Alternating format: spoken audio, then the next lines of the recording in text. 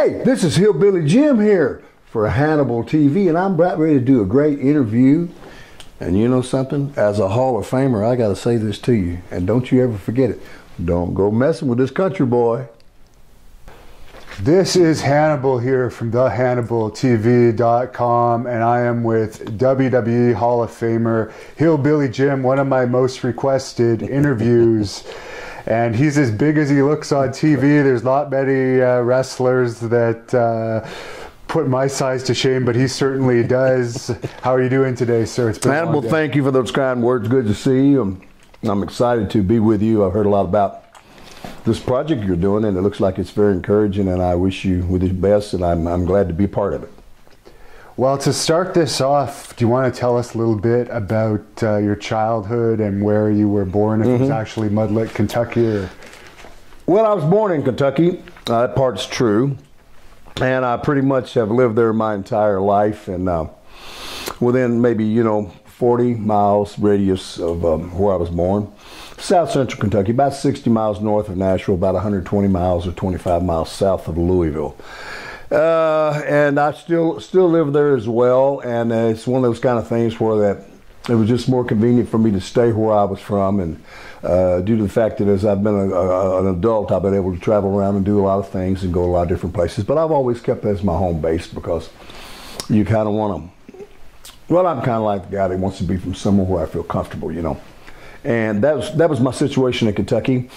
And, growing around there is kind of a small type area, and a situation where I'm just like most little kids, grew up mainly in the 60s and stuff, and got to do most of the things that most of the kids my age liked. We enjoyed music, and, music was a big deal then, especially on radio, and we thought it never was going to end, and we thought it was going to be great, just like it was with, Beatles, Stones, and Motown, and all the above. And I was in that mecca that was pretty close to a lot of places, because about 15 miles from me, the guy that invented bluegrass, a guy named Bill Monroe, he's from Rosine, Kentucky, about 15 or 18 miles from me.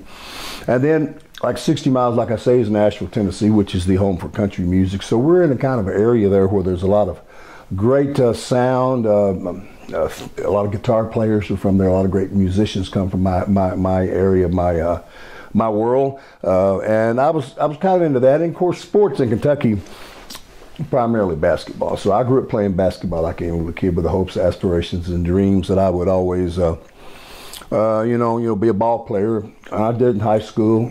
I was lucky enough to be all-state in Kentucky. And I got, quite a few college scholarships. I was more of an athlete than I was a scholar, though. I guess a lot of you people out there can identify with that. So I got to go to a lot of different situations and see where I wanted to go. And I finally wound up going up to Oklahoma. So I wound up doing journeyman stuff in college. I never could find my place. And I was kind of disillusioned with that. And even though I started at every school I went to, and by the way, went to 5 different colleges and or universities, and I'd transfer. I'd go somewhere, and hell, I wouldn't do good, or I would become disillusioned, or I'd get an attitude, or I just would give up on going to class, whatever. The regular stuff everybody would do. But I always worked out and enjoyed exercising, and of course I started lifting weights about the time I was maybe between sophomore and junior in high school, and I realized that weight training was something I really loved, and I gravitated toward it because I realized that you could see results and get out of it what you put into it, which made me very happy, and so I always did that. And even with the basketball, as it kind of fell out, everybody that plays basketball, especially in the state of Kentucky, all the kids in there, they always want to play pro ball if they can. So I gave it a couple shots at that, went to Europe for a while, played a little ball over there, and not for very long in Belgium, the European League. And then I came back and tried out for the 76ers. That didn't last too long, got cut because I wasn't drafted. But I was kind of disillusioned. So like I said, I began the workout deal, and I was into weightlifting. So I'd go to weightlifting meets, like mainly Olympic weightlifting, clean jerks and snatches and stuff like that. Either I was real tall for it, I loved it. So that was kind of a springboard to get me into the business. And I got into the wrestling business by seeing guys in gyms, guys that were wrestlers or guys that had been around the business, and they all were encouraged. They said, hey man, you'd be great for this business. And at that time, I would watch, and it became very, very popular here. cable television came in, and we could see that. Excuse me, got apple in my mouth. I could see Channel 17 out of Atlanta, Super Channel. It was called Georgia Championship Wrestling. Now that was big. And I got to enjoy that on the Saturday afternoons, and I got to notice that they had athletes in that business that looked like something that I'd want to be a part of. Because used to be the wrestlers that I'd see growing up all looked like guys next door mowing the yards with tattoos. You know, when I grew up, big bellies and all that stuff. And it wasn't very attractive for me, you know, to want to get into it, even though I watched it like most people did.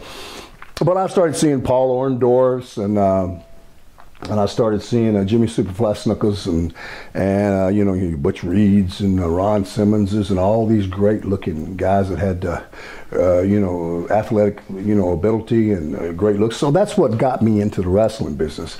And then with the weight training, I just kind of fell into it because I went to a movie one day.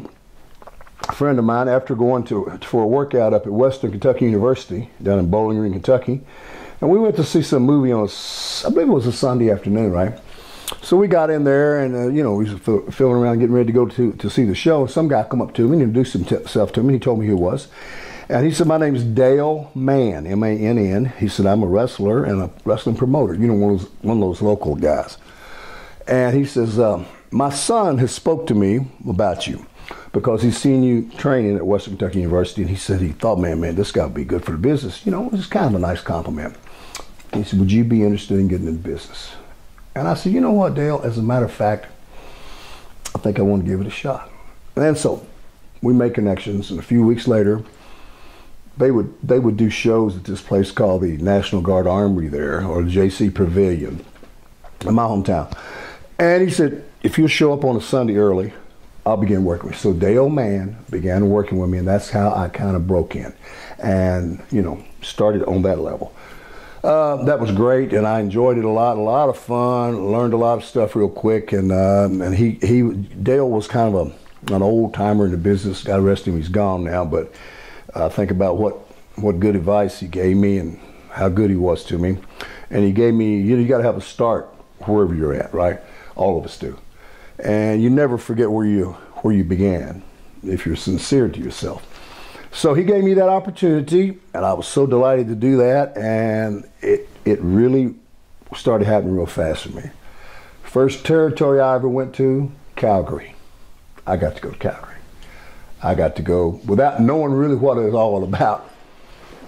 Archie the Stomper Goldie, who was a well-known wrestler in Canada, in the United States too, in Florida. He had wrestled as a Mongolian stomper, tough guy.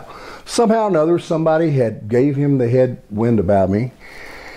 He called me, and then Stu Hart called me. "Yeah, I don't know if you know the stories of Stu Hart. Yeah, this is Stu Hart's family in Calgary." And I didn't know the whole deal about the Hart family. I didn't know anything. I went in there blind about Stampede Wrestling. And, "Hey, we'd like to see about maybe bringing him in," and started talking to him. Next thing I know, I get myself together and I'm on the plane and I'm going to Calgary.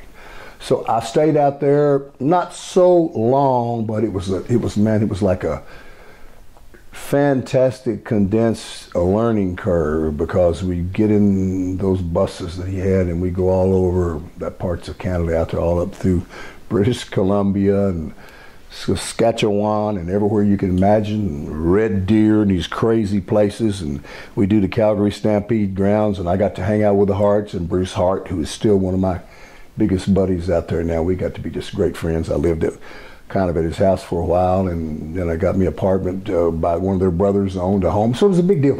And I was kind of getting into it, and I was trying to get my feet wet, so to speak, in my first territory, which was Calgary. Not knowing what a badge of honor that really is in this business. As I came along later, I realized just that was the holy grail kind of thing that I just stumbled into. So did the deal, and my mother became ill. And me being an old mother's boy, you know, I love my mom. And I had to tell Bruce and I said, "Look, my mom has gone towards the bad side. I've got to go home." So I didn't stay there long. Come on down, come back, and I guess I was there a few months, maybe 3, and I came back home. And then shortly after that, I got me an opportunity to go to Memphis. Jerry Lawler and Jerry Jarrett, they wanted to bring me into the Memphis territory. So, you know, I'd never really had a character, gimmick, any of that stuff. What were you in Calgary? They just called me Big Jim, and they called me an oil rigger, like an oil field worker, you know, one of those type things. They really hadn't put anything on me, you know. It was just I was working all the time and making all the shows and everything and learning a lot and having a lot of fun. Bad News Allen was out there, Kerry Brown. You know, everybody, you know, this guy and that guy, lots of Japanese wrestlers were out there. Did they ever rib you out there? Well, I was the kind of guy that was in with the boys who, me and Bruce, I knew about all the ribs. And you see, I'd had a little coaching from him on the inside about Stu and about the notoriousness of Calgary. And come to find out, Bruce Hart was one of the big ribbers, but he was my man, you know. So I was kind of smart to what was going on, and we would mess around. I would be kind of on the outside. I would never do the ribs, but I was hip to the ribs, you know, what was going on. I kind of knew what was going on, and then they would tell me the story. So I never became involved in any of those Mabels or bad ribs, and there was tons of them that happened. But later on, after I got in other territories, is when I really realized the extent of that Calgary thing, how heavy that was, and how many guys that were kind of the who's who in the business at that time had came through Calgary. I had no idea. So anyway, after I was back home, and I got the call, and Jerry Jarrett and Jerry the King Lawler brought me in. He wanted to put a gimmick on me. So they decided, and Jerry Lawler decided, him and Jimmy Hart and a few people, that I'd be this motorcycle guy named Harley Davidson, you know. And then they put me with a guy who was a tremendous worker, a real hardcore tough guy, a guy named Roger Smith. And they were going to call us Harley Davidson and Dirty Rhodes. Kind of like, you know, Dusty Rhodes, but Dirty Rhodes. And we had a good tag. We were a giant babyface tag team. I mean, it was fun. So I got to wear all the chaps and a big beard and all those stuff. I had a big hair, and it was great. It was fun to be a big super babyface.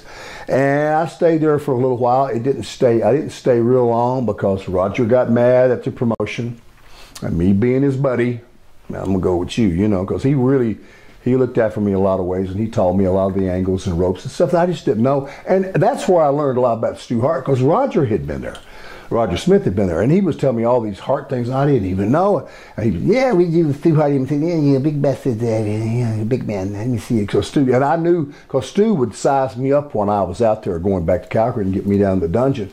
But if he'd done it the right thing with him, he wouldn't stretch you. But he loved getting big guys. Like a guy like you, he loved to stretch you, man. You know. But with me, his son Bruce hit me to something. There was one guy that Stu Hart absolutely revered beyond anybody else. And Bruce told me about it. He said, hey man, if you want to get over the old man, ask him about this. So I worked it just right. I got down there one day, and I said, hey Stu, let me ask you something, sir. I said, down in the States, we got a guy over in the Carolinas that everybody talks about. Have you ever heard of Luther Lindsay? It was like somebody opened up the gates to heaven to Stu. He just went from, he had a picture in his wallet, brother, boom, of Luther Lindsay. Not his wife Helen, not the kids, but this big Cro-Magnon looking black man named Luther Lindsay, because apparently Luther stressed the hell out of him one time, and he loved it. He just loved Luther Lindsay. And Bruce had told me, he said, if you want to get over with him, I started asking about Luther Lindsay, and Stu just adored me from that time. And you know, that probably saved me from getting stretched, because you know, if you're down in one of those situations like that, and it's one thing to hurt somebody in the ring and stretch them in the ring if you take it on them, right? Yeah. But if somebody says, give me your hand, you know, and they give you your hand, or give me that wrist, and next thing you know, they're into something on you, and you just can't. They say, yeah, do that. And Stu was really big, a little bit tough, and maybe a little sadistic on there, because there's been millions of stories I'm sure you've heard of him stretching people out, and I've heard tapes of people being stretched out. It sounds like something from the twilight zone where guys are screaming bloody murder. Yeah. So I was able to avoid that, and then shortly after that, I got the call and got the chance to do the WWF thing. And once that happened for me, I never looked back. I never, brother, wanted to go to another territory. I never thought about going to another territory because I'd realized I had came to a place where it was as good as it was going to get in this business. And I wasn't one of those kind of guys that wanted to rock my boat. And I realized, if you're going to take a ride and you're riding in a Cadillac and a limousine, you don't want to go start riding in Volkswagens in the back seat, because that's what the other territories, in my opinion, were like compared to the WWF at that time. So, and that's where I stayed my entire career. And I did a lot of different things throughout my life with the company.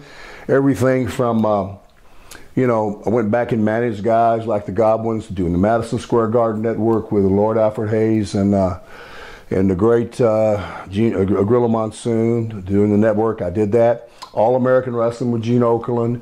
A lot of things I did like that.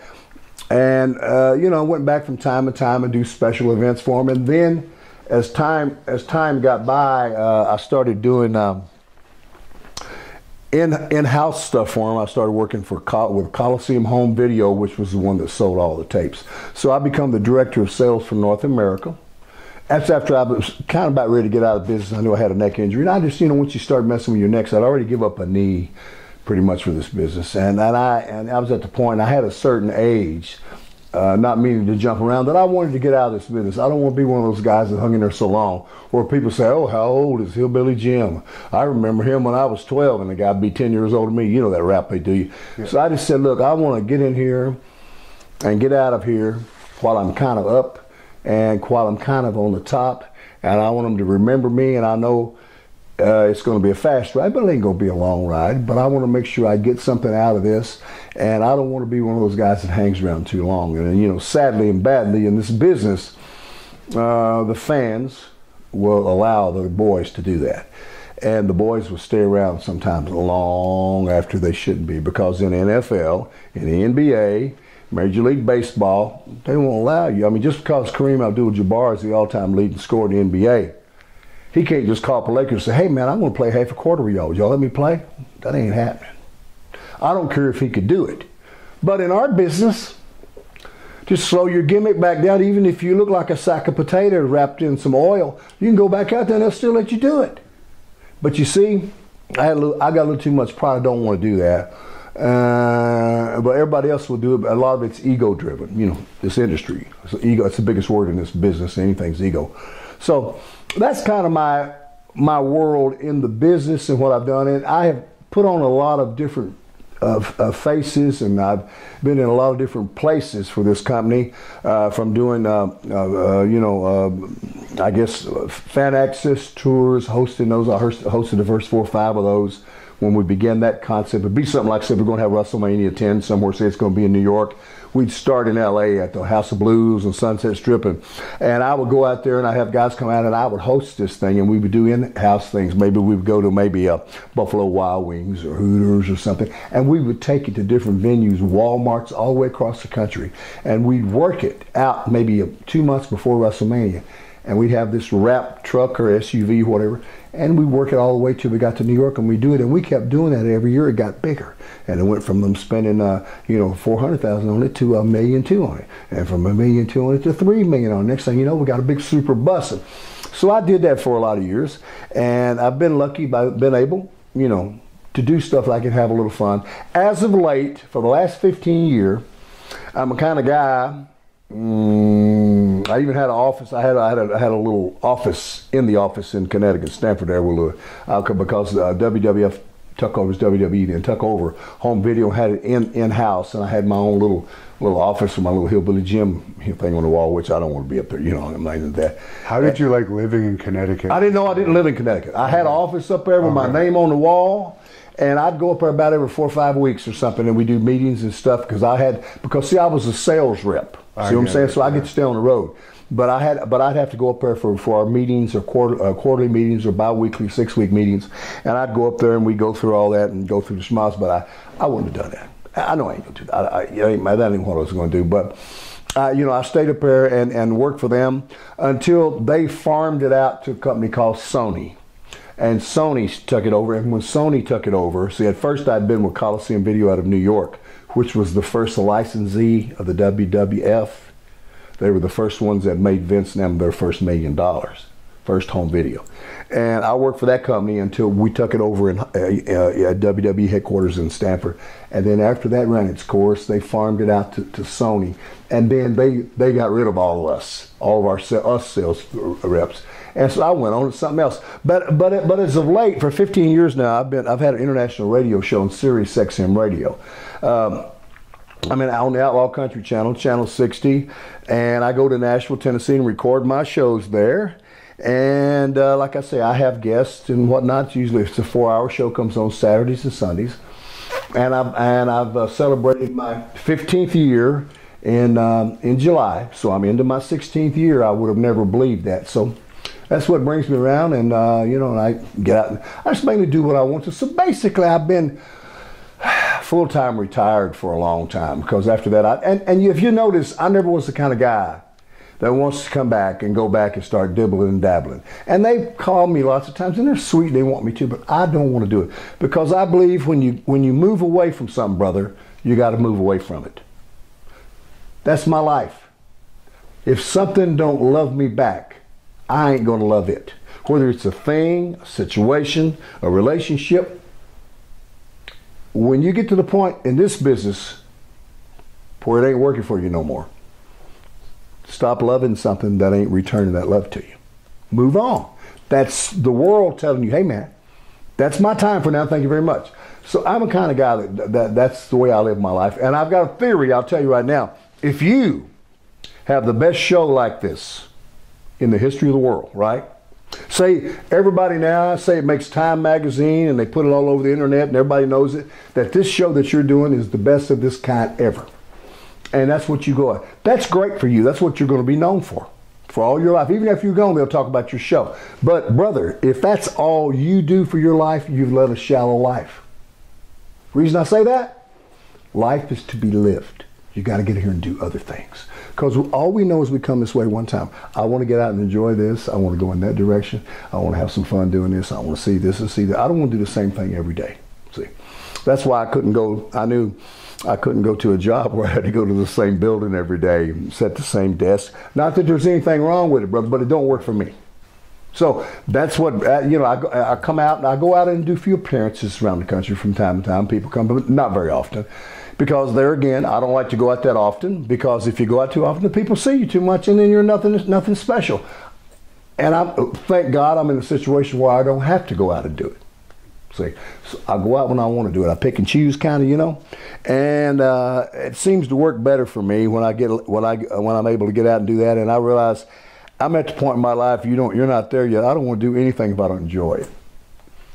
If I don't want to do it, I don't want to do it. Unless I have to, or certain things we can't get away from. So I'm a little bit selfish to that respect, but that's where I'm at. And with Jerry Lawler and Jerry Jarrett back in Memphis, you mentioned your partners didn't get along with them, but Jerry Jarrett's very well known now. I mean, I've done an interview with him. What were your thoughts on Lawler and Jarrett from your personal dealings with them? I appreciate him very much. In my Hall of Fame induction speech, I mentioned Jarrett. I mentioned him. He was so happy that I mentioned him. I didn't tell his son, but I was going to mention his name because that was part of my story. And they were very nice to me, and they treated me good, and they helped me out. And I'm never going to say anything bad about it. I didn't have any problems, but we did from time to time, like everybody does in a relationship. You butt heads from time to time, right? Yeah. And that's no problem. But I have nothing really bad to say about them. It's just that's the circumstance that I was under. And as long as you have to work for or under somebody, you're going to have to do things that they might want you to do that you don't want to do. And your only course, if you don't like doing it, is get yourself where you don't have to do it. Yeah. But I know I was very happy with my time in Memphis, and very happy to learn get my feet wet and learn what I was doing because I was green. But that was my situation. I tried my best to listen to people and learn from folks, and I always tried to hear what they were saying. And if somebody gave me a little bit of a tip, such as, man, don't touch this, it'll burn you, instead of being one of those guys who go, oh, I'm going to go on and say, I would always say, thank you, my friend. And I think if you don't take better advice, you're going to have a hard life. So they were great to me.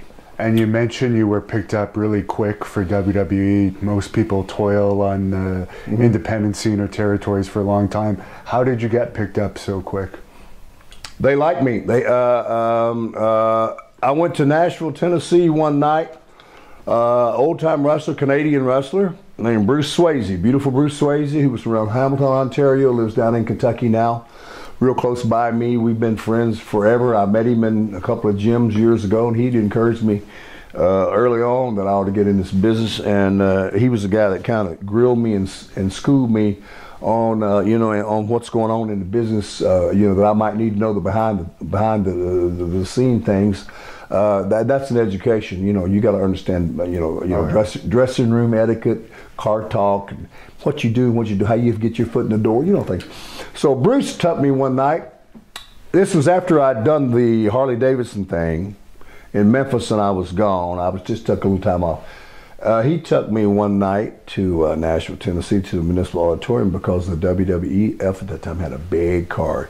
I mean, everybody that you can imagine was on this one card. They had Stud and Bundy and Kamala, and they just brought in like Junkyard Dog for some other territory, and Snooker was on the card, and I just can't think of who all was on it. Just everybody who was on that card.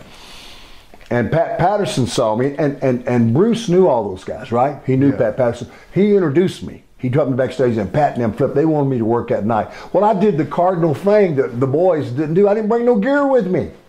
Because I had no idea. You know what I'm saying? It's kind of like going to see a rock show, and somebody says, hey, man, I want you to go up and play a few songs with me. Like, well, man, I don't even know. I didn't know. Yeah. So anyway, some of the boys, Roger Smith at that time, that was my buddy, he was working and doing kind of undercard stuff for him. He gave me some stuff, and Snooker gave me a pair of knee pads, and somebody gave me a pair of boots, and so I got out there and did a preliminary match with this kid named Tommy Heggie. Went through 30 minutes outside just before, because Pat Patterson just wanted to watch me. So I did that, and he said, I'm going to go back to Connecticut, and I'm going to talk to the appropriate people. So I said, okay, whatever. So he said, in the meantime, I want you to go home tonight. We're in Nashville now. Tomorrow night, we're working Memphis. We're going to the Cook Convention Center. He said, I'd like for you to come to Memphis tomorrow. Go home and get your gimmick, which was the Harley Davidson gimmick, right? The chaps and all that shit, vest and hat. So I go home, I get my gimmick, and I make the trip to Memphis. And I do a match with a great guy, Salvatore Bellomo was his name. A great guy, and he just put me on. I went up there and saw the match, and Pat was all about it again, and next thing you know, it was on. So within a month, Howard Finkel was calling me. Jim, this is Howard Finkel. From WWF, and I said, hey, Howard, how you doing? He says, listen, they want to bring you in. So what they wanted to do, they wanted me to come up. They were going to fly me up, and they were going to fly me up to New York, and then they were going to get me a little puddle jumper up to New Haven, Connecticut, right? It was pretty cool for me because I knew that the arena we were going to work in, go back to music, was pretty iconic in that it was the place where Jim Morrison of the Doors got arrested one time for some kind of indecent exposure. And somewhere in my little pea brain, I was saying, man, that's pretty cool, the Doors, So anyway, I fly up, and I go out there. Even I got that Harley Davidson stuff on. They let me work, and that's when it all happened for me right there, brother. Because there was a booker, a very famous guy, a Canadian guy named George Scott. You probably heard his name. Oh, yeah. He had another brother named Sandy Scott. I never met Sandy, but I know George. George Scott and the late, great, all these guys except Vince and I are still here. George Scott, the late, great Chief Jay Strongbow, myself and Vince, after the match, got into one of those dressing rooms. Vince had a program rolled up here. I'll never forget that. Holding his hand like Bear Butt. We want to get you, well, what are we going to call him? Actually, it went down like this. We were deciding my future right there. I mean, in real speed in front of me. Like, Well, and this is and that and this is that. And, you know, I'm just trying to get my foot in the door. You know, you don't necessarily want to put in for a certain kind of gimmick like a hillbilly. Nobody want to be a damn hillbilly. Really? Really? But if that's what it's going to take for you to get into business, you get in. It's because I understand the importance of getting your foot in the door. And Chief Jay Strongbow says, well, you know, there hadn't been a hillbilly in a long while. Of course, he was an Indian, and he wanted that hill. He loved that Haystacks Calhoun, that Kentuckian thing, look, you know, the scuffling hillbilly thing. He said, and Vince says, well, I like that. Hillbilly Jim. I'm thinking, whatever. He said, where are you going to say you're from? I said, and I knew of a little place real close to where I lived at in the country, over in a little county called Monroe County, Kentucky, but it's called Mud Lake, Kentucky. Honest to God, say no joke. And I used to remember when I was a kid, I'd go up and see my cousins. My aunts would throw us all up in a car and take us to a little town there called Tompkinsville, Kentucky, and we'd drive right through Mud Lake, and it was like, I can't believe it's a place called Mud Lake. It's this great little place. So I said, I want to be, I'll say I'm from Mud Lake, Kentucky. Vince says, oh, I like that. Boom. That's exactly how it happened. Right there is where the whole Hillbilly Jim concept came down in New Haven, Connecticut, mainly through those guys, primarily Chief Jay Strongbow, Vince, George Scott added in a couple things, and then my career got started in. And you know, then I go home and I wait. I get my little gimmick together, give me some overalls, and I think I looked in my closet and I had that hat. And I said, I remember when this guy gave me this hat, this kid from Texas, a friend of mine. I said, use that. That's my hillbilly hat. I got me a little handkerchief, a bandana, red. And I said, I'm gonna get myself together. I go home and I wait, and they take care of me. They started sending me money home just to sit and chill. Oh, yeah, that's cool, man. I mean, because you know, I could drive 2,000 miles in that Memphis territory and not make the money I was making just to sit at home. You know how that affects a young man. So that's where it began with me, and that's what the deal is. And you know, hey, and rest is just, you know, it is what it is. And since I'm the kind of guy that don't like to jump around and do a lot of different things, I like to get somewhere and stay there. I'm not the kind of guy that flees around and jumps here and jumps here, you know. And I just stayed with the company, like I say, and I was so lucky. I was born in the right time. I come up in the right decade. I'd rather be lucky than good. My luck was good on me. I was born at the right time when this whole business was starting to take off. The Hulkamania type thing was coming off. All this merchandising, all this pay-per-view stuff was starting to happen. All this steam was building in our business, and everybody was liking what we were doing. And we got woven into the fabric of America, like Jimmy Hart said. As a matter of fact, I'm the one that made the call and got Jimmy in from Memphis because he was done it. But anyway, and so I was just in a situation where it was just happening. And next time we start these wrestling, of course, I got an injury pretty quick that year. I'd have been on the first WrestleMania, but I got a bad knee injury. I think it was February 25th in '85, and that stopped me and put me on the shelf for a while. And I started bringing in these hillbilly guys, and you know, my career kind of got sidetracked at first there because of an injury, and then I finally got that thing worked out and had the rest of my career after that. And you know, I'm the kind of guy that I don't look the gift horse in the mouth. I'm just happy that I was able to do what I did. But I always knew when I began this business that one day I would end it, and I kind of wanted to end it on my terms. And, you know, the longer you stay in there, it ain't if you're going to get hurt. Of course you're going to be hurt. You're hurt while you're doing it. You know, that's like the guys that play in the NFL. It ain't if they get hurt. They're always hurt. You know. So my situation was I always tried to look at the lily pad I was on, right, and look over to see if I could find another pad to jump on before I leave that one. And a lot of it has all been based upon, predicated upon this whole Hillbilly Jim thing. I didn't get the Sirius XM radio show. Little Steven Van Zandt didn't hire me because I'm Jim Morris. He hired me because I'm Hillbilly Jim, see.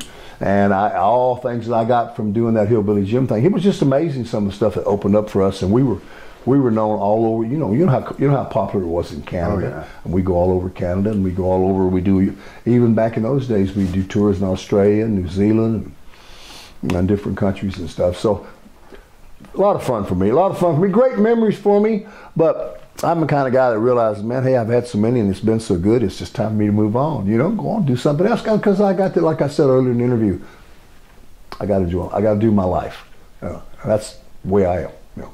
And they threw you right in there with Hulk Hogan. What was it like? They brushed me up against Hulk Hogan, and that sealed the deal. Because when you got brushed up in there, man, it was like, man. And we worked those little vignettes like he was training me. And man, it was cool. And as a matter of fact, the way I entered into the ring, I jumped up in the ring when he was about to have his hair cut. You know, Ken Patera and Big John Studd and Bobby the Brain Heenan at the TV that we used to do. We used to do the national TV tapings. We do them all in Poughkeepsie, New York, and the other ones, the Canadians, we do them even in London, Ontario. We do them in Brantford, Ontario. But we were in Poughkeepsie, and the deal was when they jumped on Hogan was getting ready to cut his hair the way they set me in the audience for months and months to let people see me, and they put the camera on me. And Lord Alfred Hayes says, "There's that the big hillbilly guy. Why, he loves this WWF action." And Gorilla Monsoon said, "Yeah, he looks like a guy that really enjoys himself. We see him at a lot of events." And "Hello, hillbilly," he'd say to me, and I'd be out there just marking out, you know, just doing everything. And they put me in line. I'd have to get in line. I'd get in line and walk through the turnstiles just like regular fans would with a damn backpack on my. It was great, you know, because the longer you cook something like that, the hotter it is. Yeah. So I jumped up and saved Hogan. And when I jumped up and saved him and jumped across the barriers and got rolled up in the ring and, you know, and hit the stud and tucked the scissors away from him and nailed Bobby Heenan, that's when my thing began for me. And so they took me out. That's when I got off on the journey of the transition of working Hillbilly so he could get himself together so he could have his first match. And then I had my first match right there against, I never will forget him, Terry Gibbs, you know, put me over. Then I went to the Garden. Never will forget the first night in the Garden. Now, this is a big deal for a boy from Kentucky. Anytime you go into the Garden, I mean, because that was fabled in my world. Yeah. So I go into Madison Square Garden. I'm going to wrestle Rene Goulet. You know, it's 22, 23,000, but it's always, and you know, in the dressing room, and I'm back there trying to be real serious. I, you know, like real, you know, and I got certain people, I don't know who they are, so I'm, you know, working my thing, you know. So I look back there, and there's Danny DeVito, Gene Hackman, and Andy Warhol. You know, Andy Warhol. They're all in the dressing room. I look around, Andy Warhol is looking like a deer in the headlights. You're looking all up at all of us, and we got giant hair and big beards, and we're all scary looking. He's got a little white T-shirt on. It's all dirty and grimy. He's got glasses on. Looks like he got duct tape on him. I mean, it's horrible. And him and you know, and Danny DeVito looks like he's 3/4 in the bag, like he's been drinking. It was great. I mean, you look up anytime in the Garden, Schwarzenegger'd be out there. There'd be some colonel out there, and whoever was the hot guy, whoever was the hot actor in town, they had that coming to the Garden and watching our wrestling show, the WWF show at that time, was a big deal. So that's something I really like that. That was a good memory. I remember WrestleMania 3 was big for me too because of the size of that crowd and the fact that it was at that time it was the largest crowd indoors in history of the world, and we knew we were doing something that was, as it turned out, it lasted a long time because it took a lot of years before that was ever broken. You know. So, how was Hulk Hogan personally with you? Terry's been wonderful to me. Wonderful for me. Our rap was like this. He just did everything because he was. You got to understand, in my opinion, the company and Vince were the car, the machine. Hogan was driving that machine because he was over so much. You know, he just come off that Rocky movie, right? Yeah. The Thunder Lips thing, and boy, after they dropped the belt on him, put the belt on him from Sheik, boom, off we went. And then that's when merchandising, cartoons, records, everything you can imagine started happening in big time. So any card that you owned when Hogan was on, you were going to make a lot of money. Because see, we didn't have contracts back then. Well, no contract. You got paid per show. I had no contract. I mean, I'd get my sheet and I'd see, you know, I did Des Moines, Denver, you know, Orlando, blah blah blah. I get paid like that. That's the way it was then. And the shows that Hogan was on, that's you get more money because it depending on where you were in the card, you'd make more money.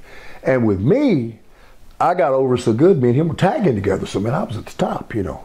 And then I'd work around with me and Andre on top, you know. And then I'd work around different kinds of scenarios with different people and work against Andre and somebody. It was all great. But Hogan was a big deal. And you got to remember, at one time, we had 3 shows a day going. We had an East Coast squad, a middle of the country squad, and a West Coast squad. And we had so much talent. You look at the roster we had. You had your Pipers and your Orendores and your Junkyard Dogs, your Jesse the Body Ventures, your Hillbilly Jims, of course Hogan's, and your Andre the Giants, and it went on down the card. And so we could build everywhere, and they made it strong. But Hogan would always say, "Hey man, I want you to get over good. I'm gonna need some help out here. I can't do it all myself," which is true. So that's kind of the way the deal was. You know, and you got to realize too. So here's the thing that most of the boys know. One time I wrestled 63 straight nights, and I flew 53 of those 63 days. I mean, they don't let the airlines people do that. Yeah. I mean, it was brutal, man. It was like, whoa. And as I'm thinking back on it, because George Scott was the booker, he booked those sleep because we were so hot and we were so in demand. Yeah. And they just kept booking and booking, and everywhere we were going, it was still standing up to the test. Sell out, sell out, sell out, sell out. It was a great casualty. He was going where we were making it. And you know, when you're young like that, you're as close to being Superman as you're ever going to be. You're impervious to what you're doing to yourself and how it's going to be later, brother. You don't think about that because you're caught up in the moment. And you're the thing. I mean, no matter where we went, we were like, it was like, you know, it was like a famous rock and roll show. I don't like to use the word rock stars, but it was like a famous sports team going. Wherever we went, man, people loved it, man. They would just see us in airports. But can you imagine in today's world trying to travel 63 straight days in a row? Or 53 days in a row out of 63. With all the security. You couldn't do it. You couldn't do it. I mean, the world's not so, but in those days, and we had more flights then. We had more cities that they went to. Much easier to catch flights. Much easier to change a flight if you didn't want to go on it. Even the other airlines, it wasn't no hassle. Security was easy. No shoe bombing, none of this crap going on. No threat of that wasn't in our equation. So, you know, it was a magical kind of time. It was a lot of fun. But at the same time, let me lay this out there for the fans and everybody listen to it. I ain't sitting up here telling you that ours was the best time ever and it's all that, blah, blah, blah. Ours was as good as it ever was at that time, and that's all I know. I didn't live in the times before then. I don't do much of this now. I've been back a few times and did what you boys do. And it was as good as I knew it. I'm not going to be one, I would never be one of those bitter people that says, oh, these kids now don't know what they're doing. Or don't know what they're doing. Listen, it's just different now. Things have just changed. And most of the guys, as you know this, and most of the girls in the company, they're so nice to guys like me. They treat us with so much respect, and they're so cordial, and they're so complimentary to us, and they come up to us. It's just wonderful. It's touching sometimes. Because I remember some of the older guys, some of the guys that wrestled in my time didn't have too many good things to say about the old timers before them, because the old timers didn't treat them good. Old timers would shoot on them, they'd stretch on them if they could.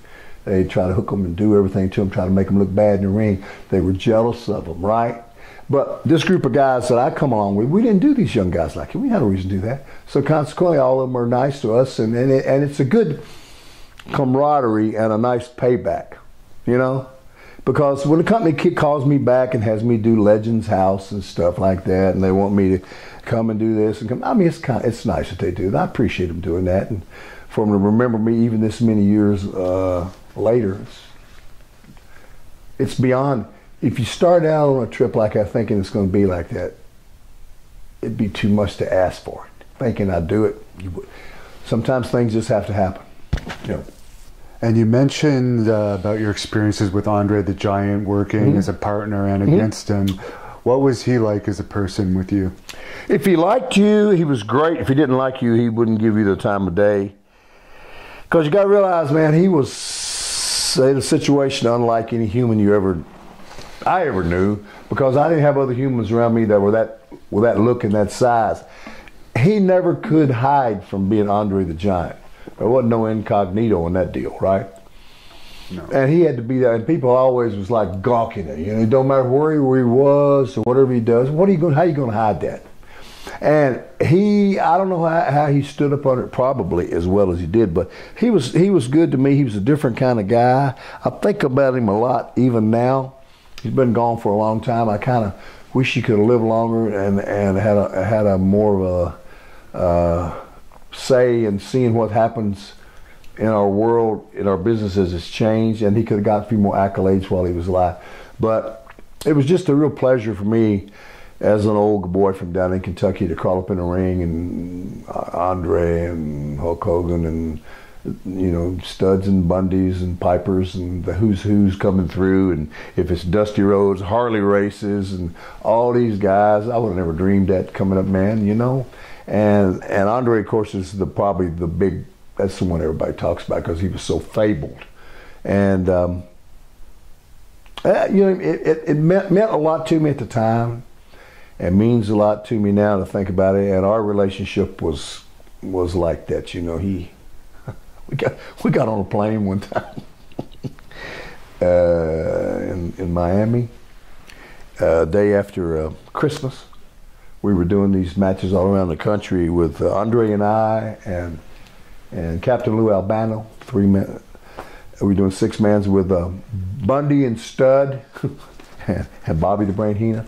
And we did a big show in Miami on Christmas Day. Depressing, you know, because it's beautiful, hot, and, you know, I don't want to see that. I'm a country boy. I want to see a little snow, you know. But I had to do the show. We did the show, and the next day we had to go to Dayton, Ohio. We're going to Dayton to the Hare Arena. So we get up to the airport early that morning, and Andre says, "Hey, boss, you sat by me." And I'm going, "Oh, you know, I got the big hair at the time. And I was about 45, 50 pounds heavier than I am now, you know, 300 some odd pounds or whatever it was, or 60, 315 pounds, whatever. And I get in next to him, and here he gets here, and he's 500 some, 60 some pounds. Here we are, standing there. You know, I'm looking at him be. He says, "Let's have a drink, boss." So, okay, now you got to understand this. Cut through it, go through it, finish it up. They started bringing all these little bottles. Vodka guy, but he bring all these little bottles out, everything. From the time they allowed us to begin the beverage service to the time they cut us off, we had drank 56 bottles of liquor. I drank 8. He did the rest of them. Just on a flight from Miami, on a U.S. air flight that time, from Miami to Dayton. Before wrestling. In the morning, it was morning time. Yeah. But that's what he did. And I drank 8, and I was like, goober face. Because I'm not really drinking, I don't really care about it. And he did all that. I mean, we went through everything on, and the girl said, the airline girl says, "You all have drank all the bottles." All the bottles. I mean, everything. The lighter ones first, then he went to the darker ones, rums and the things, whiskeys and whatnot, and he got all the wine. It's crazy. He had those capabilities. I mean, he was a big. He had a hand so big. He had fingers so big that you could take his ring and you could drop a silver dollar right through it. Just boom, right through. Wouldn't touch nothing. And you know, a silver dollar's about that big. You know, it's crazy. I mean, it was like unhuman. You know. And when you wrestle with him, it was great. But when you wrestle him, you'd hit his body. You know, from working with boys, he was like hitting if you've been on a farm and you ever grabbed a cow or a horse's body and felt how that big old. That's what Andre's body felt like. It wasn't. You knew it wasn't a normal deal. It wasn't like regular human proportions. And it was great, man. I mean, just to be around him and, you know, hang out with him. But I enjoyed working with him in tag partners. That was a lot of fun. It's quite a lesson to have to wrestle him, you know, because he wouldn't suffer any mistakes that you do out there. You know, he was pretty unforgiving. And there's a lot of guys that, you know, got caught up in, not me, because I was hip to what was going on. And then I wanted to make sure I do the right thing, make sure that he got what he wanted, because after all, that's why he was and still always will be called the boss, you know. So that's my Andre stories. And I miss him, man, all the time. I wish I could sometimes I wish he could have seen some of the stuff that we've seen in the last 15, 20 years that he didn't get to see, you know. So. And you brought up Harley Race. He unfortunately just passed away. Any story about Harley? Oh, he's one of my best friends. When you start talking about Calgary and all these places all around the world where Harley Race's name is right up there, everybody just loves Harley. Harley used to come out here. It doesn't matter what all the territories were. Harley Race was just, he was just that guy, man. He could just get it done, and you know, he was just. I don't know if he ever was in a gym. I know he drove by a lot of them real fast. He didn't need to, he just had that thing. He began pro wrestling when he was a teenager, probably before he was old enough to do it. Mid-teens probably, and that's all he ever knew. He only got strong from working in the ring, working with guys, and he was one of those 60-minute guys that could, you know, into all these spots and stuff. And he could just do stuff in that ring, and he could just follow. You just follow him, you know, because he was that guy, and you had to defer to him. And he's one of the only guys I'd let do things to me that I didn't let anybody else do, because especially things that I, be honest with you, brother, I had never done before, moves I'd never had to do. But if he said to do it, I said, what do you want to do? He'd tell me. I said, I ain't never done it before. Don't worry, I'll take you. I said, okay, brother. We do stuff like that. One night, Nassau Coliseum, right? He said, I tell you what we're going to do. I said, what are we going to do? He says, sometime during the match, and I don't know if you've ever been in the day, in Nassau Coliseum, the rowdiest crowd in the business was Nassau Coliseum. Maybe Detroit, Nassau, mainly Nassau. Vicious. Never cold blood. Pittsburgh, I mean, Philadelphia was pretty rough too. Nassau, I believe, was ahead of all. Harley and I'm going to do a match with Harley. Harley's already a little old up in age, and here's what he wants to do with me. And you got to understand, at that time, I'm 313, 14 pounds, whatever, big and long legged. Right? He says, here's what we're going to do. And I said, Harley, I ain't never done this. He says, I want you to pick me up like a slam, right? He said, but I want you to go back to the rope. And he said, here's what we're going to do. You lean back, I'm going to lean back on your chest. He said, I ain't going to hook no rope. No, he's going to do all the hooking. And I'll let go, and my legs were going to go up, and we're going to flip over, we're going to get the floor. And I said, Harley, I ain't never done that move. I said, that's the stuff I do for the little guys. That ain't for me. He said, just don't watch, whatever. I said, brother, you know, we do the match. And, you know, I ain't into doing that because I've already had a bad knee injury in '85, and I don't want to go through this stuff again, man. You know, and I'm saying, well, I love this guy. I trust him. Spot time comes. Boom, boom, boom, boom, boom. I get him. I got him up there. I go back thing. Here we go. And next thing I know, I let's do what he does, and I'm up. It's like I'm in a washing machine or a dryer. Things start happening. Next thing you know, we up and I'm over, and I'm just like, and Harley lands under me, and I land just like I'm laying on that bed, like nothing. It's the greatest thing to feel. I couldn't believe it. He said, see what I told you? You got him, man. He was like cool. He could do stuff like that because he was an expert. And that was just something in the Hillbilly Gym, because all Hillbilly Gym wanted to do was country boy stuff, you know, dance and do my stuff out there. And we had everybody on the show set up to do spots like that. And you didn't do their spots. You know, Hogan drop a leg, you don't drop a leg. You don't do you don't do the spots that the other guys. Everybody goes out there and does everybody's stuff. You didn't do that because the next guy that come up was going to do his shtick for 10, 15 minutes, and everybody on the card that got to see it was going to see the whole package that we brought. So a lot of those big high-flying movements, that's probably why I was able to have a career and get through it fairly good, because the guys that were built for that, and we had guys that were bumpers, you know. But Harley was, I mean, what can I say? He's just another one of those guys that they don't come through no more. I mean, the world that we're in, the wrestling business we're in, it doesn't lend itself to those kind of guys anymore. No. So. And the Honky Tonk Man, you had a feud with him. How'd you like working with him? About like working, you know, actually, he was uncomfortably easy to work with. It was about like working with yourself. It was about like grabbing this. If you'd grab him very hard, he'd holler and yell and he'd scream like you were killing him, right?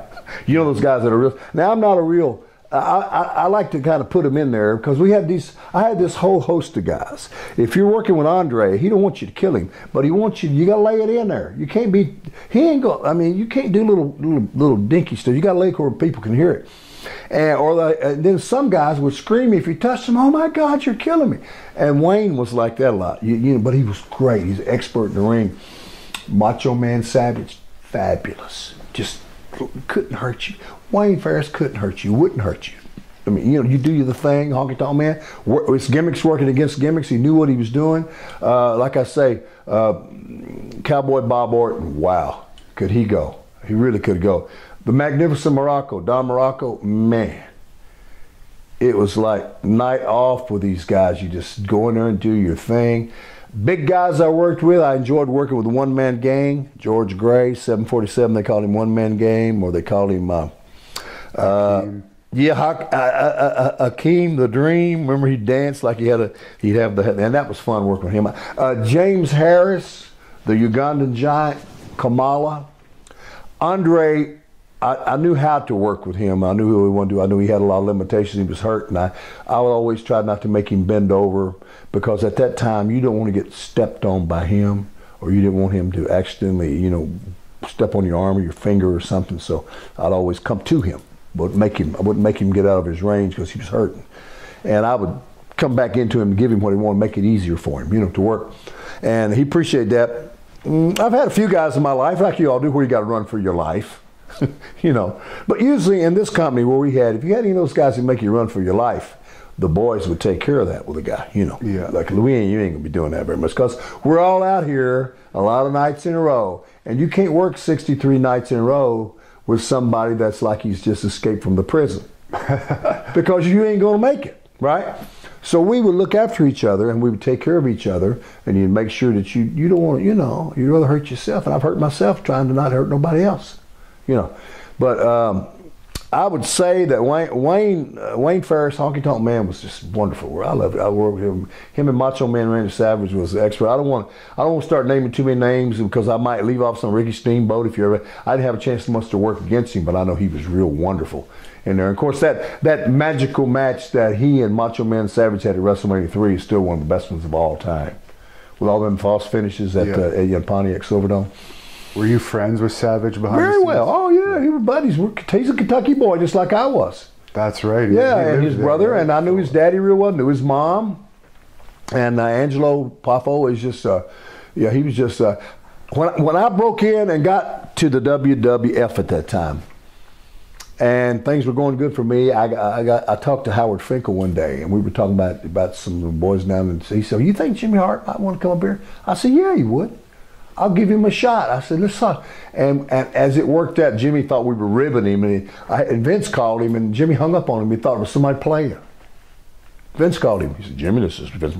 Oh, yeah, okay, sure. He hung up on him. He thought some of the boys ribbing him. But come to find out, it was really. So when the Mouth of South got up here, Jimmy, he opened up a door and brought Randy in, Macho, and Elizabeth. But Randy brought in Lanny. And then, of course, he brought in Rick Rude, another one of my buddies. And I don't know when Neidhart came. Neidhart was down there for a while, but not very long. I think he might have got in on the brother-in-law connection, which was Bret Hart, But I was the first one from down the South that got through, in the then company, WWF, the one that from the one before WrestleMania started, So, great. I mean, just great stuff with all these guys that come through. Most of the guys were, Jesse Ventura was easy to work with. He liked to walk in and talking. Jesse did. We had some funny, good matches. It was great, man. Are you surprised that he became governor? Yeah, sure was. Surprised this president we got became president. I know him. Since we're talking about surprises. Yeah. But I mean, I never, brother, say never. Because I have learned a long time ago, most things in my life I said never on, I always had to wind up going and do them. Now, I might say it to you, I'll say, man, I hope I never. But that's about the extent of my never vocabulary, Because life will make you do stuff you don't. Oh, yeah, I already know that. You already know. You're knowing more than that all day. Yeah. for the Waking Up Alone song that everyone remembers from the Pile Driver album, any memories of that, and who was Gertrude? What made you pull that out of your head? What did you pull that out of? Everyone wants to know that, and like everyone thought Gertrude was the name of your pig. Here's the magical moment on that. I've never to this day met that woman. Really? Never seen. I wouldn't know that woman if she ran up to me and give me a hug and told me that I was a relative. And by the way, I cut my part of that Waking Up Alone in a studio down in Midtown Manhattan. It might have been Hit Factory. She did hers in Nashville. They were put together, and I've never seen that woman to my day. There's no anything about it. There's no mystery. There's no Paul is dead. No magical stuff like on Beatles stuff where somebody's saying something to me. There was nothing tricky about that. The first song that I did, the Don't Go Messing with a Country Boy song, I did part of that in New York, and I finished it with the great late producer Joel Dorn over in Philadelphia. And they had the band on there that played. It was Joel Weisburn and Deliverance. There was a great movie out called Deliverance many years ago with Reynolds and John Voight. And that song, diddle-ding, diddle-ding, diddle-ding, ding-ding. It's the same people? Yeah, that's the same guy. Wow. Same guy did that. They're the ones that did the track on me, and of course Marshall Chapman, she's the one that wrote it. Her and maybe Shel Silverstein had something to do with it in Nashville. I call that, but it's funny how those things happen. I mean, with studios and stuff like that, there's a lot of that going. You never even see those things. And since it was kind of a one-off thing, that I just had a dream about you, that Waking Up Alone thing. It was kind of a little cool thing about the road. And I didn't enjoy it as much, of course, as I did that Don't Go Messing with the Country Boy thing, because I heard it all the time, and it was my theme thing. I went all over the world with that. And it had that Hillbilly Jim Temple thing. You knew what was happening. And it's funny how people get those things. It's funny. I've often been around the country like we do, and when you go eat at night, and maybe if there's a little restaurant there or a little lounge, you go in and see acts and musicians and entertainers, and you find sometimes around the country you find some of the greatest entertainers that are just struggling in little funny faraway towns that you never go to, and I'll be thinking, Seth, here I am. I've got 2 gold records for songs that I did on those wrestling album and Pile Driver, on Epic Records on my wall at home, and here are these great musicians. These guys are playing and singing, and they'll never even get a look at it. It's all about being in the right place at the right time, right? Well, Waking Up Alone, I like that song, and I did find it unusual that in the Pile Driver music video, that's the only one that's not in there. Yeah. So, did they ever explain that? I'll tell you what I think. There was a problem with some licensing on it. Oh, okay. Some technical stuff with, copyright this, who knows. I don't know anything. It didn't interfere with me anyway. I got my 2 gold records through, because they went gold in Canada. Wow. My 2 gold records, I have the big ones for the albums, they're for Canadian sales. So do you remember the real name of the female it's just listed as Gertrude, which I think was your pig's name? That's which all was I know unusual. about. I don't know who she was. I never seen her. I never talked to her. I don't know who she was. I don't know who the girls. If she was just a studio girl, or if she was just a demo girl, or some girl they got to go in and cut it. I just had it, and I did my part. She did. I heard it in the sets while I was doing this to her, and I just went through my parts. And you know how you'll do this, you'll do this, and other interviews you put them together, make them better or whatever you decide. That's the way that's the magic of the recording industry, Now with Uncle Elmer and I think it's Cousin Junior, did you travel with them? Some I did. They all come about because of my knee injury. Okay. That's what, first off, that's why that happened, because Cousin Junior, we got Cousin Junior. They'd put all this time, effort, and money into me. And I got this knee injury. February 25th, 1985. San Diego Arena. San Diego. Match Hulk Hogan and I. Boom. Hulk's working British Beefcake. Blah, blah, blah. I'm on his corner. Johnny Valiant's on his corner. Right? Boom. We did a couple spots that got screwed up. I got my kneecap just crushed and it was awful.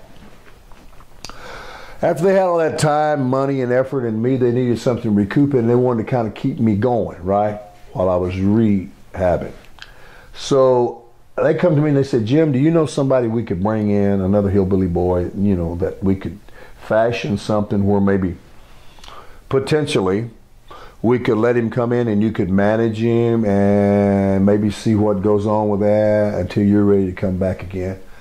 And blink, the light went on. I thought about this kid down in Kentucky, a guy that kind of helped break me in, a great worker. His name was Lanny Keene.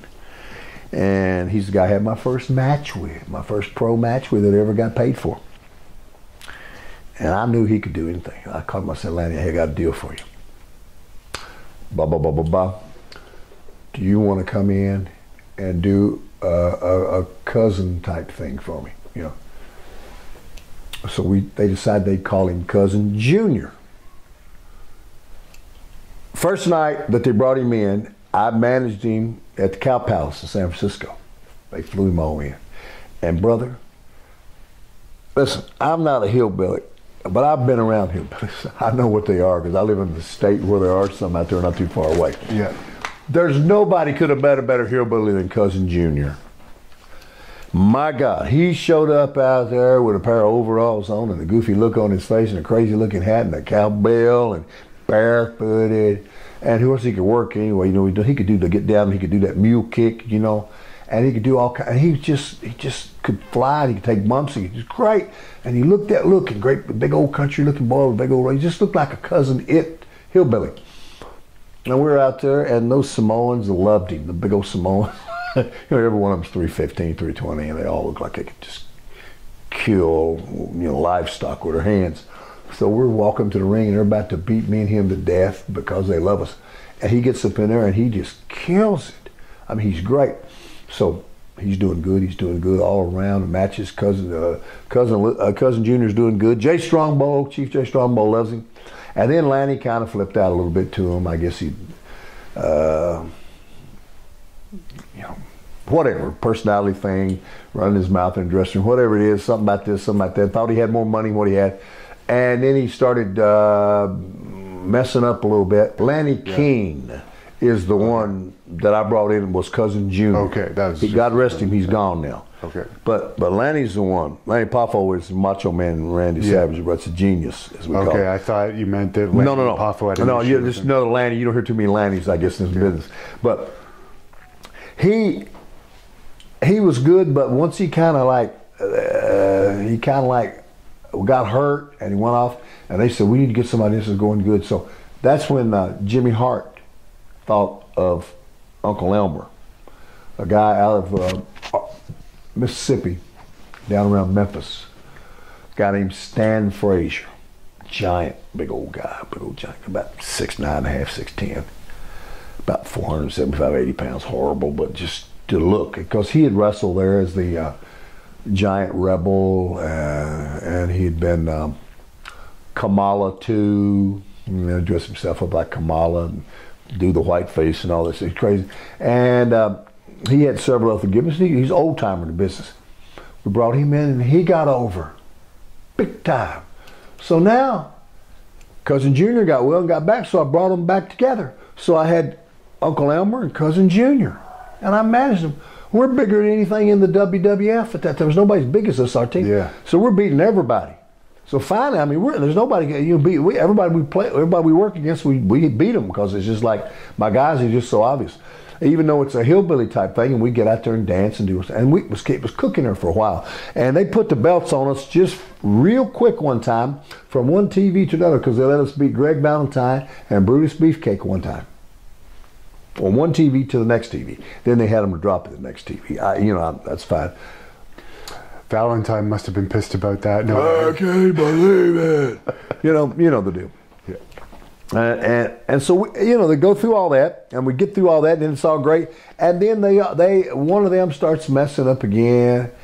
I think I don't know if it was Elmer or whoever it was. He held up NBC one time, and he had to fly me all the way across the country and spend about $20 grand on a Learjet just for me, flying me from Fresno, California, all the way to Providence, Rhode Island to do Saturday night's NBC,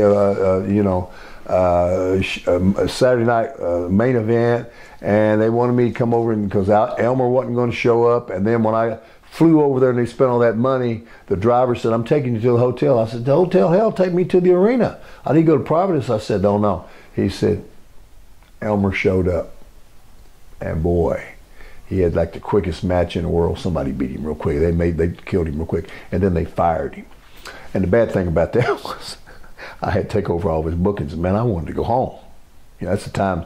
That's the time when you can get them 65-day runs. Yeah. I mean, I want to go home. I'm about to crack. Yeah. So anyway, and then we brought in another young hillbilly guy named Cousin Luke. They started talking about him. Pat and Emma knew him. A guy named Gene Lewis, who was a guy that really could work. He'd been in the business a lot of years. He'd been in Puerto Rico a lot of times. New Jersey boy. By Georgia, been around, and he made a great little hillbilly. So I had him and Cousin Junior as hillbilly. I managed them for a while, and they did good. And then finally, it was just a little bit of drama with them. And Cousin Luke didn't get over as good as the first two did, Uncle Elmer and Cousin Junior. And finally, as my leg towards the end of that year got to healing better, they finally just more me, and then it was me and Cousin Luke doing tagging, and then finally, they went on, and it's just me again. Once I got healed up, I resumed my world. But I never really caught the steam I did before I hurt that knee, because they had me set to go all around with Hogan, me and Hogan, tagging. That's when I was really going to get, make my money, as I told you. Huge. And it just didn't work out that way because of injuries. But by George, it just, one thing closes, another thing opens, and you just roll with the flow, man. And you mentioned Pat Patterson helped bring you in, and then you were on Legends House with him.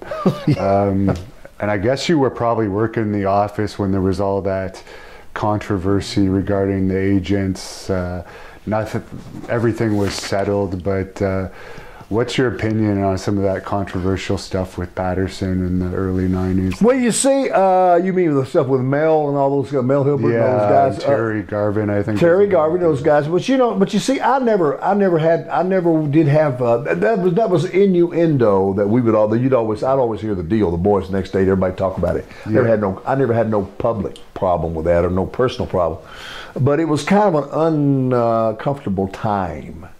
That kind of stuff being talked about. But I never saw it with my own eyes. But, the guys would say what they saw. And, that's the eyes I'd be hearing through and looking through, So, and I never had no problem with anybody, Jim Barnett and all those guys that were up there, You don't fit the profile either, though. No. Well, I asked Pat one time, I said, me and Duggan, we were laughing, we were all of them laughing, and they were all drinking one time at Legends House. I said, Pat, I said, Jim and I were talking, and Duggan hadn't said a word about this. This is from my brain. I said, they were all sitting around having beers and shots of stuff, and Gino. I said, Duggan and I always wondered, all the years you've known me and him, how come you never took a shot at me and Jimmy? He said, "Are you kidding? You two aren't my type." And it was hilarious. We just loved it, man. It was the best thing ever. So I don't know. But my situation was different. I never had those kind of problems. I mean, we had things. We had steroid issues, and all that was a big scandal one time too, right? Yeah. When that was a big deal. A lot of things, and a lot of stuff happens in this business. And you have to kind of roll with the flow and deal with it and see where it brings you. But all of it pretty much was weathered, right? And it just went on, and it all got worked out some sort of way or another. I don't know the particulars about if there were any legalities or how severe the legalities were, nor the ramifications. All I knew is look, I ain't got no, that thing ain't my thing, and I'm just trying to make my money like I normally do, because that's what I was here for. I was there, to get paid, number one. I wasn't out there just to party and hang out and blow my money every night in the bars or something. I wanted to make my money and move on because it was a business to me. I'm glad I did it. I love it. I appreciate it, but I don't watch sports that much since we're talking. You know, anything. If sports is coming on, say it's Game 7 of Major League Baseball, or it's Game 7 of the NBA or Super Bowl coming on, and I get a chance to go work out, I'm gonna go work out. Because I've been one of those boys. I know what those athletes think of and not of you, and it's not that interesting to me. And here's why: no matter how good they are or aren't, I've probably seen better. And it's hard for me to get with a game that I've seen thousands of games of it. And they'll talk about this player or that team, and I'll be thinking, I remember this team such and such year was better. I remember this player. None of these players can come up to that. It's like in 1970-something, before you were born, I saw a horse one time named Secretariat. Racehorse. Yeah, I've heard of it. Who annihilated the Triple Crown. And you see, you're not running against horses, you're running against time. Yeah. His times have never, and they're so fabled, they've never really been approached since then. Some of that stuff, it's mythical. So when I watch horse races, if I watch a Triple Crown, I see this great horse win it, I can't help it, but my little pea brain, instead of me sitting there and appreciate it, I'm thinking, man, I saw Secretariat one time. So it's hard for me to, get with it. So I'm a kind of guy that's not a voyeur. I'm more of a doer.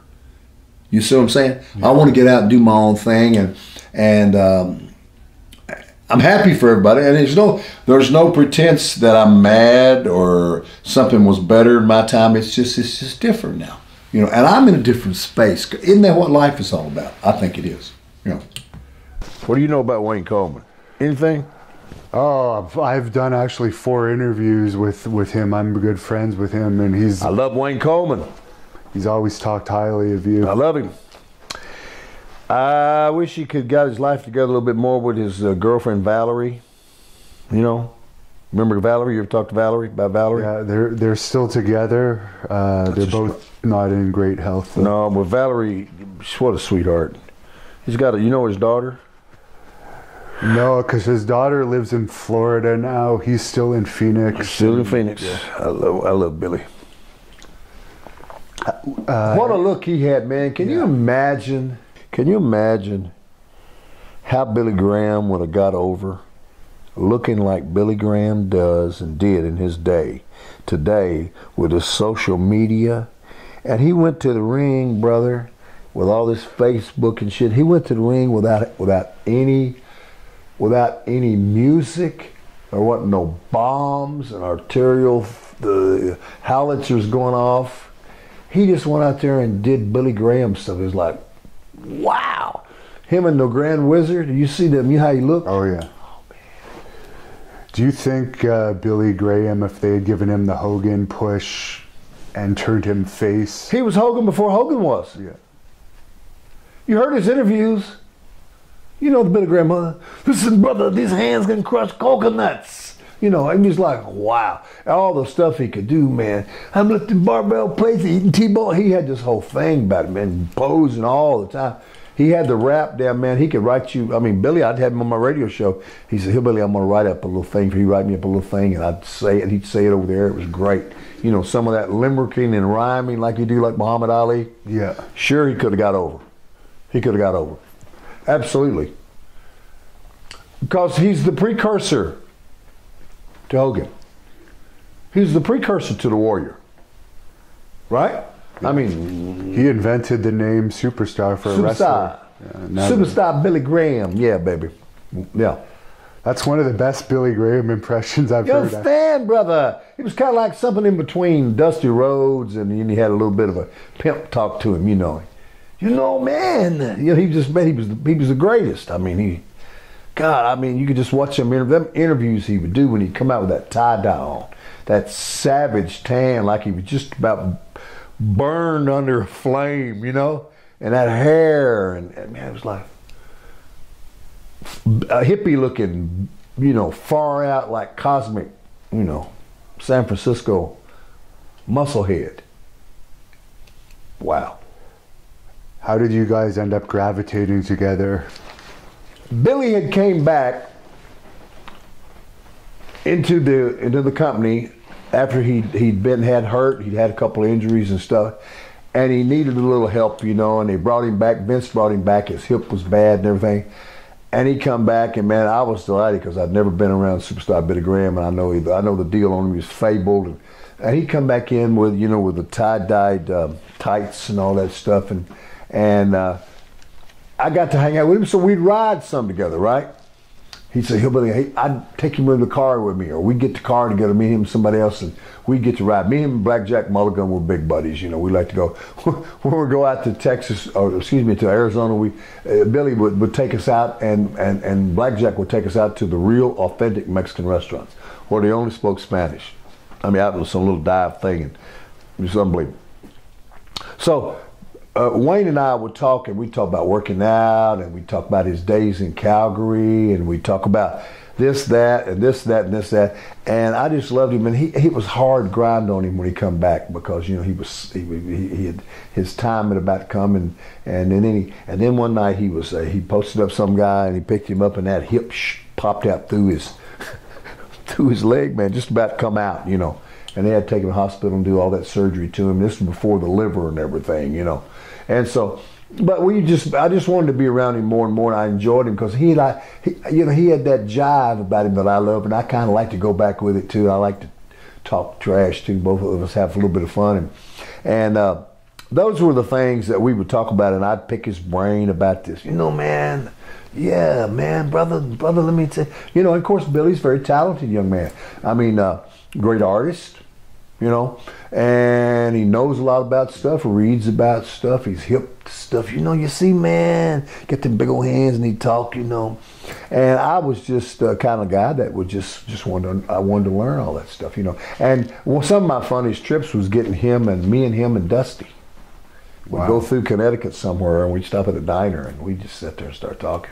And I'm sitting here, and here's Billy Graham, and here's Dusty, and they're going back and forth, and I'm ribbing Dusty. And I'm saying, Dusty, how can one man get so much heat in this business? How can you, you know, he loved it. Because that's when they had him doing this, you know, had him doing the thing where he had those polka dots on, you know. Yeah. And he had that lady with him that was dancing around with him. Sapphire. And we were just having that, and so Billy Graham and I do believe that if he had really if time had have permitted, because if you look back at some of the footage on him of him coming into the arenas and before he wrestled Backlund or before he wrestled whoever it was, if it was Bruno or whatever, when he would come to that ring, man, he came to the ring at that time, as I said, cold. There was no ring entrance music. There was no kind of pyrotechnics. There was no glitz and glamour. It was just it was just sensational, and you could feel it even if you watched the footage of it. You could feel it coming through the crowd as he's walking down the aisle. And of course, and he had that the Grand Wizard with him was very cool, you know, too. But he could get it done, man. That look he had was unlike anybody else's. As I say, he was the pace setter for all the guys, I think, that came after him, the muscle type guys. And they didn't have that Superstar Wayne Coleman, Billy Graham look. I mean, he was, see, if you know his background, I mean, he was there with Schwarzenegger and all those guys. Yeah. Schwarzenegger loved him, you know, and all of them did. They wanted to get arms like him. I mean, he was something else. And as far as the business, he had that rap. Unbelievable. And if you compare it to Hogan took a lot of Billy's stuff and kind of added up and pizzazzed it up and done it his way. But a lot of his interview, from the attack, the beginning of it, is a lot Superstar Billy Graham.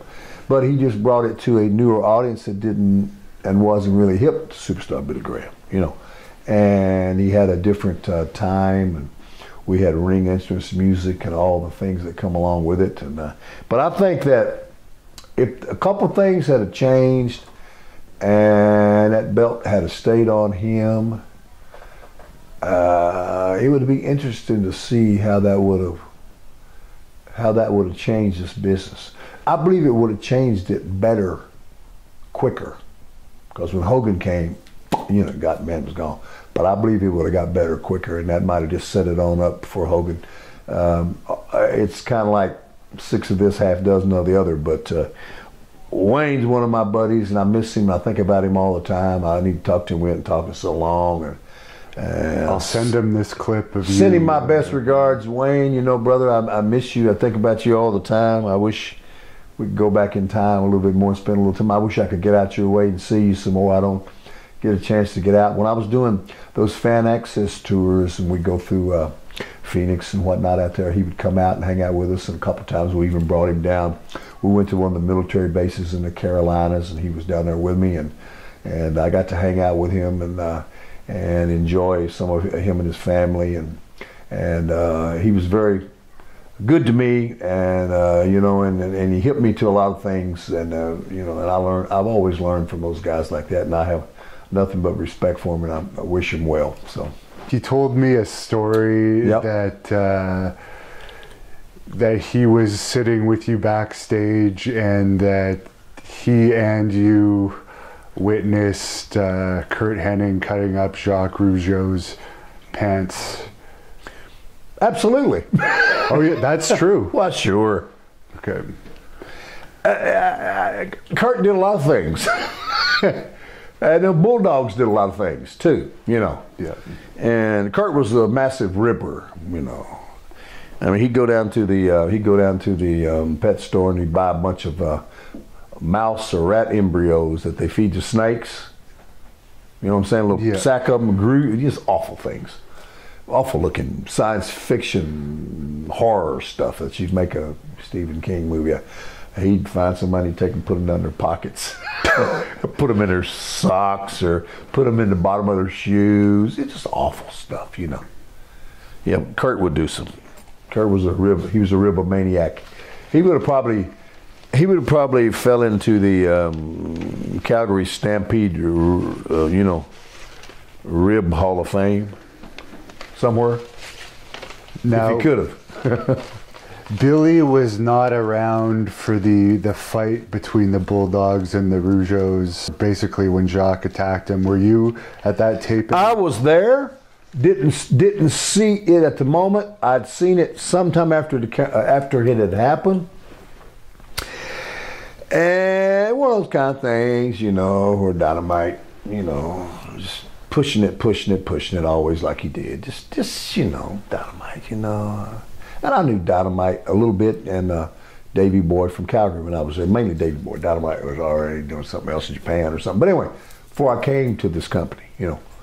And but that taping, there was some heat between the Rougeaus and those guys. And Dynamite was kind of bullying Jacques, you know. And he'd do Raymond, he'd smack one. You don't do that stuff, man, you know. Because, you know, I got to tell you, in these dressing rooms where I was at, everybody in there will stand up. Ain't nobody going to lay down. I mean, it don't matter who you are, somebody's going to get something on you. Somebody's going to get an ear. Somebody's going to get an eye. Somebody's going to get... There ain't no lay downs in the dressing room I was in. Right. Well, the guys we had, well, none of that going on. I mean, even guys that didn't do stuff like that and weren't tough guys, you still ain't going to push them off. But him doing that, I mean, they do stuff like they get Danny Spivey. He'd like cigarettes. They'd get his cigarettes and spray paint them yellow. They'd take his boots that he'd spray his boots with, his Hulk Hogan yellow-looking boots, Spivey, and they'd spray paint them yellow and put them back into things. And they knew how to get into his Halliburton. They could break into safes and stuff, whatever. But I'd seen Dynamite shortly after that with the tooth missing. You know, when Jacques or Raymond, whichever one, Badabadined him. But he walked around that corner, man, and they let him have it, man. You know. And Dynamite being salty, he just spit that to, oh, okay, I'll do what I want to. All this don't matter to me. We don't show you. That's why he talk like that. He spit the tooth out, and he just kept it like it, just smiled like it was the greatest thing ever. Never even got it fixed. Never even wanted to get it fixed. Didn't care. I guess it was some kind of badge of honor or something, you know. But a lot of those things didn't happen in our company so much because it was counterproductive to what we were doing. This wasn't some little territory somewhere, you know. Yeah. A little small place where you got, you know, just silly story. This is a big deal. You got lots of money tied up in this, and you got a lot of people that have income here, and you got a lot of people that are dependent on this for a living. and the company didn't tolerate a whole lot of that. If you were doing too much, like there were some bad ribs that was played over the years, and I've seen a few things that happened, heard a few things, and I know they really did go down. But there again, that's the beauty of me. After hours, especially, I'd stay away from that stuff. A lot of that stuff happened after hours in the bars and stuff, and if I ain't there to see it, I don't see it. You know, dressing room stuff. I mean, I was around for the Danny Spivey beatdown of Adrian Adonis, which was monumental. That was it. Adrian that was doing the yellow spray paint. No. Dynamite. Dynamite would do that. They love Spivey, but they would still rib him. Okay. I mean, you know, because they loved Harley Race. They loved the King. Harley is a king. I love the King. And they get Harley drunk. They get Harley, just kid stuff. They get Harley drunk in the bar somewhere, and Dynamite would urinate all up down his legs.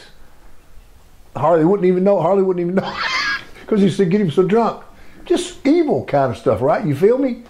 Evil stuff. Dynamite would whiz all up and down his leg. Didn't they get Outback Jack too? They got Outback Jack and ripped his thing off, and you know him and Neidhart and those guys, and I guess they got his jacket tore off, his little crocodile and stuff like that. And I think the one that got him real bad was the time that somebody must have hellsounded him or something one night in Frisco, and you know, because Outback would you know, he's just a nice guy, but he'd come over a little bit overbearing, right? Like, you know, I think Morocco and maybe Fuji said, hey, you want to go drink with us? I don't know if you blokes can drink with me. You know, well, you don't set Fuji. Now, his stuff could go dark real quick. And somehow or another, I don't know. The story was, what happened was, they got him out and got him drinking. They must have started bombing him, right? And they got him bombed real good, and when they realized they got him knocked out, they said, oh, it's okay, take him up. They took him up and put him in his room. And the thing that got weird, this don't have anything to do with the Dynamite thing and taking off his crocodile off his back and taping him on top of a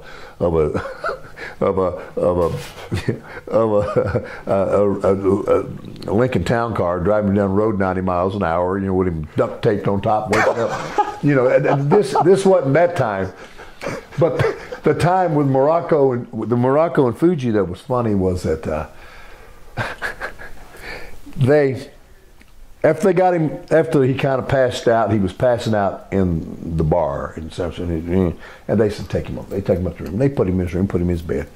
Well, what happened was unforetold, but you know, when you're under the influence of that stuff, apparently sometimes during the night, before morning or what time it was, Outback got up completely naked.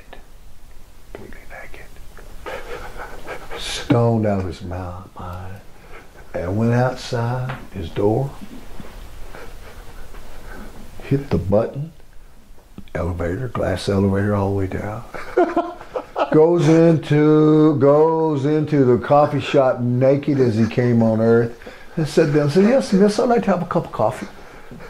Ordered a cup of coffee, didn't even realize he was gone. Security got him and took care of him, got him out of there because he didn't realize what was going on. And that was you know. I wish that would happen now. Oh my God! Can you imagine? Can you imagine? There would be a whole movie on. Everybody would have that filmed, right? It's like I'm saying, you can't do anything not have any fun. Our guys got out every night and did such as that. It was every night was like crazy. If you did one of those things now, you'd be in federal penitentiary or. And everyone would have been fired involved in that in WWE. Would have been fired. There would have been outrage. People would have been marching. They'd have had a CNN special. Fox News would have been doing everything, every kind of. It was every night. It was just something like that every night. But you know, yeah, some of those things, some of those ribs. That's the thing about ribbing. If you get ribbed, the best thing to do with a rib, you know this, is don't respond to it. Just laugh about it. A rib is only good if you get a reaction out of it. It's only good if you get somebody mad or get them to do something. If they don't care or they don't even really care, they won't do it to you no more. But if you get mad, they'll see they got the reaction they want, and if you try to get them back for it, then it'll escalate. That's the way Fuji was. If Fuji did something to you, just laugh like it was no. Do not retaliate. because he's going to go on and it's going to go to the gates of hell, possibly. Leave him alone. So when somebody would do a little something, I just laugh like I didn't care, because if you don't care, the rib is mute. Yeah. What's an example of a Fuji rib that would go to the gates of hell, as you mentioned there? The famous one that they always say that I wasn't around. Here we go. It was kind of like, I don't know, but I haven't heard, but it's famous. Was the Bow Wow teriyaki. I'm going to guess that must be a dog then. Okay, I didn't hear about that one. Apparently, it was somewhere in some territory where him and Morocco was at, and some guy, one of the boys that worked with him, owed Fuji some money. He wouldn't pay Fuji no money. He said, "Anybody want my money?" Wouldn't pay him, Popson, his money. He said, "I want my money." And the guy's, get your money. Your money's good with me. Don't want. So anyway, Fuji got to Morocco and said, "Hey, tonight we're gonna have a special meal tonight." He said, "Invite so and so over." He said, "Oh, okay." He said, "We're gonna have teriyaki tonight." Teriyaki. Oh, Fuji could cook, right? That was his rap. He was a real good cook. Yeah. So apparently, they brought the guy over, and he had the teriyaki all set up in the kitchen on stove and all the stuff you need, rice and whatnot, and this and that. So they had two big old things of teriyaki.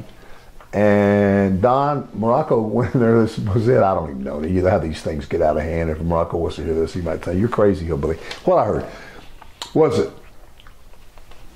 Don got ready to get his teriyaki, and Fuji said, "No, Don, you get out of this one.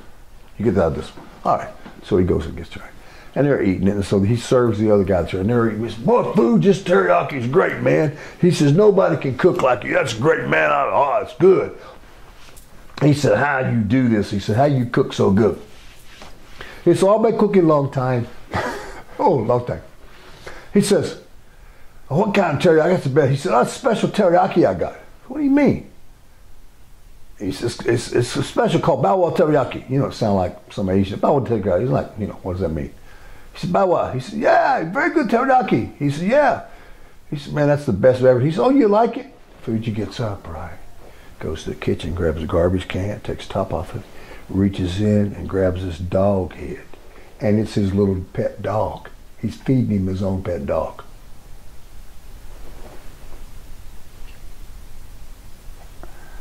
Gates of hell. Yeah. He's feeding him his own pet dog. The guy screams and yells, gets sick and leaves. Within a few days, the word is, I think the guy leaves the territory. Because he knows, man. That could cause murder with some people. Well, sure. Yeah.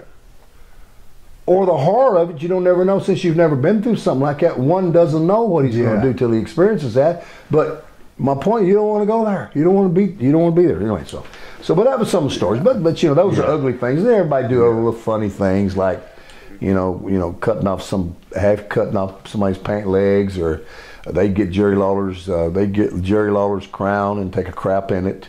Because everybody didn't like Lawler, him being the king, and Jerry getting mad, and he wants to do a DNA test to find out who did it, find out who did the stool. I'm like, really? Wasn't it the rumor that it was the Undertaker that did that or something like that? I heard it was Henning. Oh, Henning. Okay. I don't know. Because I don't know who did it, but they said it was a bunch of and of course the king wanted to have the stool sample. That's funny, huh? But it's kind of stuff that I don't want to do. That's kind of like fraternity boy stuff, But that's the way the business used to be. Back in the old days, man, they used to do awful ribs. Yeah. So Calgary's got some more like that. Yeah, I was ribbed a bit when I was first started too, so I know what some of them are like. But I learned, like you did, not to put it over eventually. Put it over. If you do, you're entering into the trap. Now, you started to talk about the Danny Spivey, Adrian Adonis thing that you witnessed, I guess. Flint, Michigan. Yeah. You were on that car there. Flint, Michigan. We do, apparently, Adrian, I never had no problem with Adrian. A lot of people didn't like him. And he would, if he wanted to, he could wrestle, right? So he could chew you up and he'd do some stuff. you know, he was good. He was okay with me, and I was all right with him, and you know, respectful. So apparently, he got in that ring with Danny, and he started doing cute stuff to Danny, Spivey, you know, little trying to stretch him, and then he was doing a couple of things Danny told him to stop doing. He kept doing. He doesn't matter. Fine. And Spivey just knocked him completely out and left him in the ring. Referees don't know what to do. People are like, what? He's mad. He's furious. He goes back to the dressing room. You hear him screaming. It's to Pat. You keep that son. So I mean it, Pat. If he comes back here, that son. He was furious. He said, well, I don't know what to do, you know. And oh, so what's going, Danny? Oh, sorry. So when Keith gets up, Adrian, he goes back there. He goes walking up there.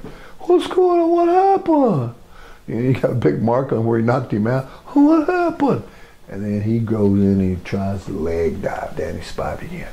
Well, Danny Spivey's left-handed, right? Brother, he come back with a smokehouse punch from Mississippi, way out here somewhere, and he brought at every one of his punches he was throwing were landing.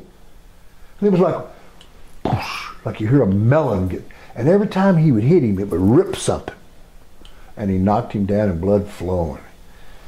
And he said, you do. He got back up, tried to go again, and Spivey, another one of these big punches over, just rip, boom, just like blood flying everywhere.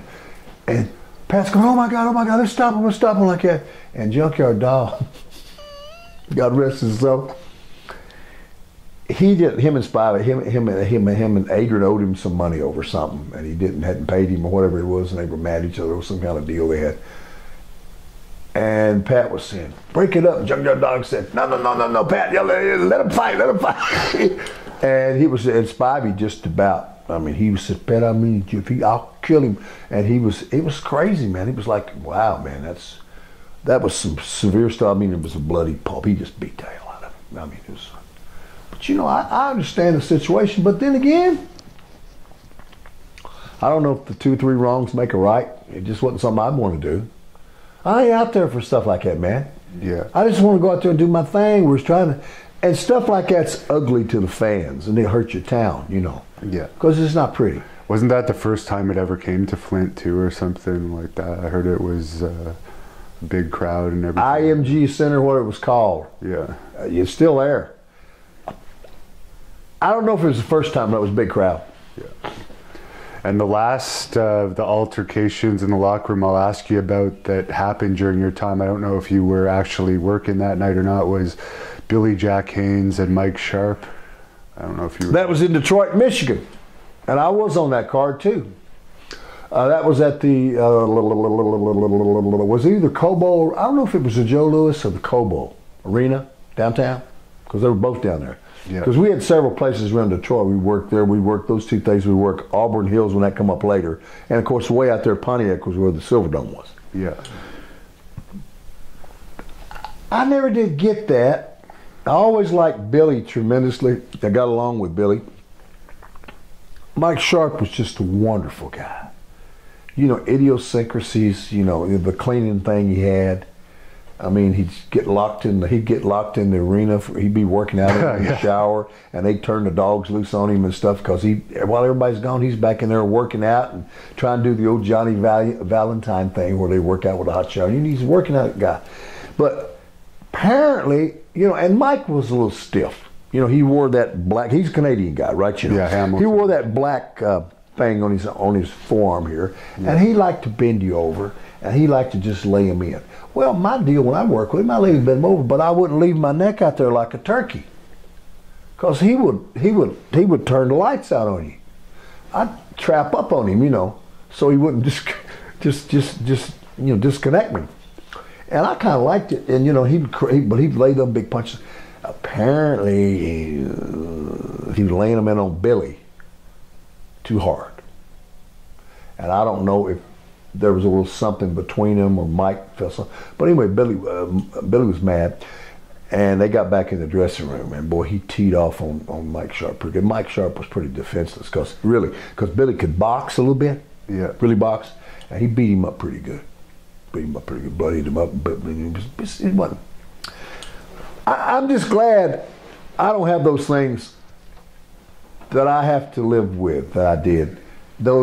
I'm sorry, man, I did that. I wish I hadn't did that. You know, and we all got things in our lives that we kind of would like to have a do-over. But I'm just glad in this business you don't probably ever hear too many things about that with me, because I wasn't that kind of guy. You know, I just want to get in there and do my thing. This ain't no place to be a tough guy. Right. Not really. I mean, we're all the guys in there are tough guys, you know, to put up with what we got through. But just going through what we're doing and the entertainment value of it, and try not to kill ourselves and kill somebody else and pull them off and entertain them. But that was tough enough without having to go in there, because you know a real fight's ugly. Yeah. Right. And I didn't want to have to go through all that. I ain't there for that. You know, it's not like you don't want to have to go out there and really run for your life. You know. Now Hogan has said Bundy was stiff. Did you find Bundy was very stiff with me? I had to work with Bundy all the way around right before WrestleMania. What was it? 3? 2. Okay. Which one was the one where we were in? We had, I think 2 was one where we had the Battle Royal. Yeah. And with the NFL guys. Yeah. Okay. 2. I went all around the horn putting Bundy over, because he was getting ready to work with Hogan. Right? Yeah. Because WrestleMania 2, we had it in 3 different venues. It was in Nassau, I think. Yeah. Chicago. And LA. Yeah. And Bundy and Hogan were going at. So I was the baby face that they wanted to put over, you know, next to Hogan. So I went and put him over. And he would get a little bit, he would get stiffer, man. He would jar you sometime. And I said, Chris, you're killing me. You know, kicks, and you know, he was just a big old huge kind of guy. But you know, he would work with me pretty good, and he never really tried to kill me. The only time I'd really get teed off on was when I was having those 6-man matches with me and Andre and Captain Lou Albano with Stud and Bundy and Bobby Heenan. And Bobby Heenan was like the best ever, they say. I just watching him, you just know he could. He was just an expert, whatever he was doing. He would hurt you. But with Andre, I'd start the match with either Stud or Bundy, and they would try to take over on me and get everything they're going to get in on me. And they'd work me over pretty good. And it was like, come on, man. Because they knew that eventually when I was going to give the tag, when I was going to tag him with Andre, he's going to come in and he was going to throw them around like red rubber balls and just brutalize them for you know, do all kind of things. He didn't like Stud, I guess. No, he'd make poor John. John kind of had a mental breakdown over working with him. I had to take a lot of his matches and work with Andre to come in. Andre to come in and say, "Hey, boss, you work with me tonight." I go, "Really?" Because Stud would take off and he'd have to go somewhere and get some, you know, mental help. You know, he just could take it. So I'd go working. But, you know, he could be a little stiff. He could be a little bit stiff, and you know, but most of the guys were, you know, I kind of am a big boy. I kind of like it a little bit where you can feel. I don't like it. I don't necessarily like that little old, that thing that Macho Man and Honky Tonk Man were so, they were like a baby, you know. Yeah, that was just a little too much of me. I mean, I like a little bit where man, you know, where, but I didn't want to go crazy. It's like Bob Orton. I mean, you couldn't do that stuff. You just go in there light, but he wasn't going to kill you. He knew what he was doing. But you kind of want to feel the guy, don't you? I want to feel what we're doing. Yeah. But Bundy was a little rougher.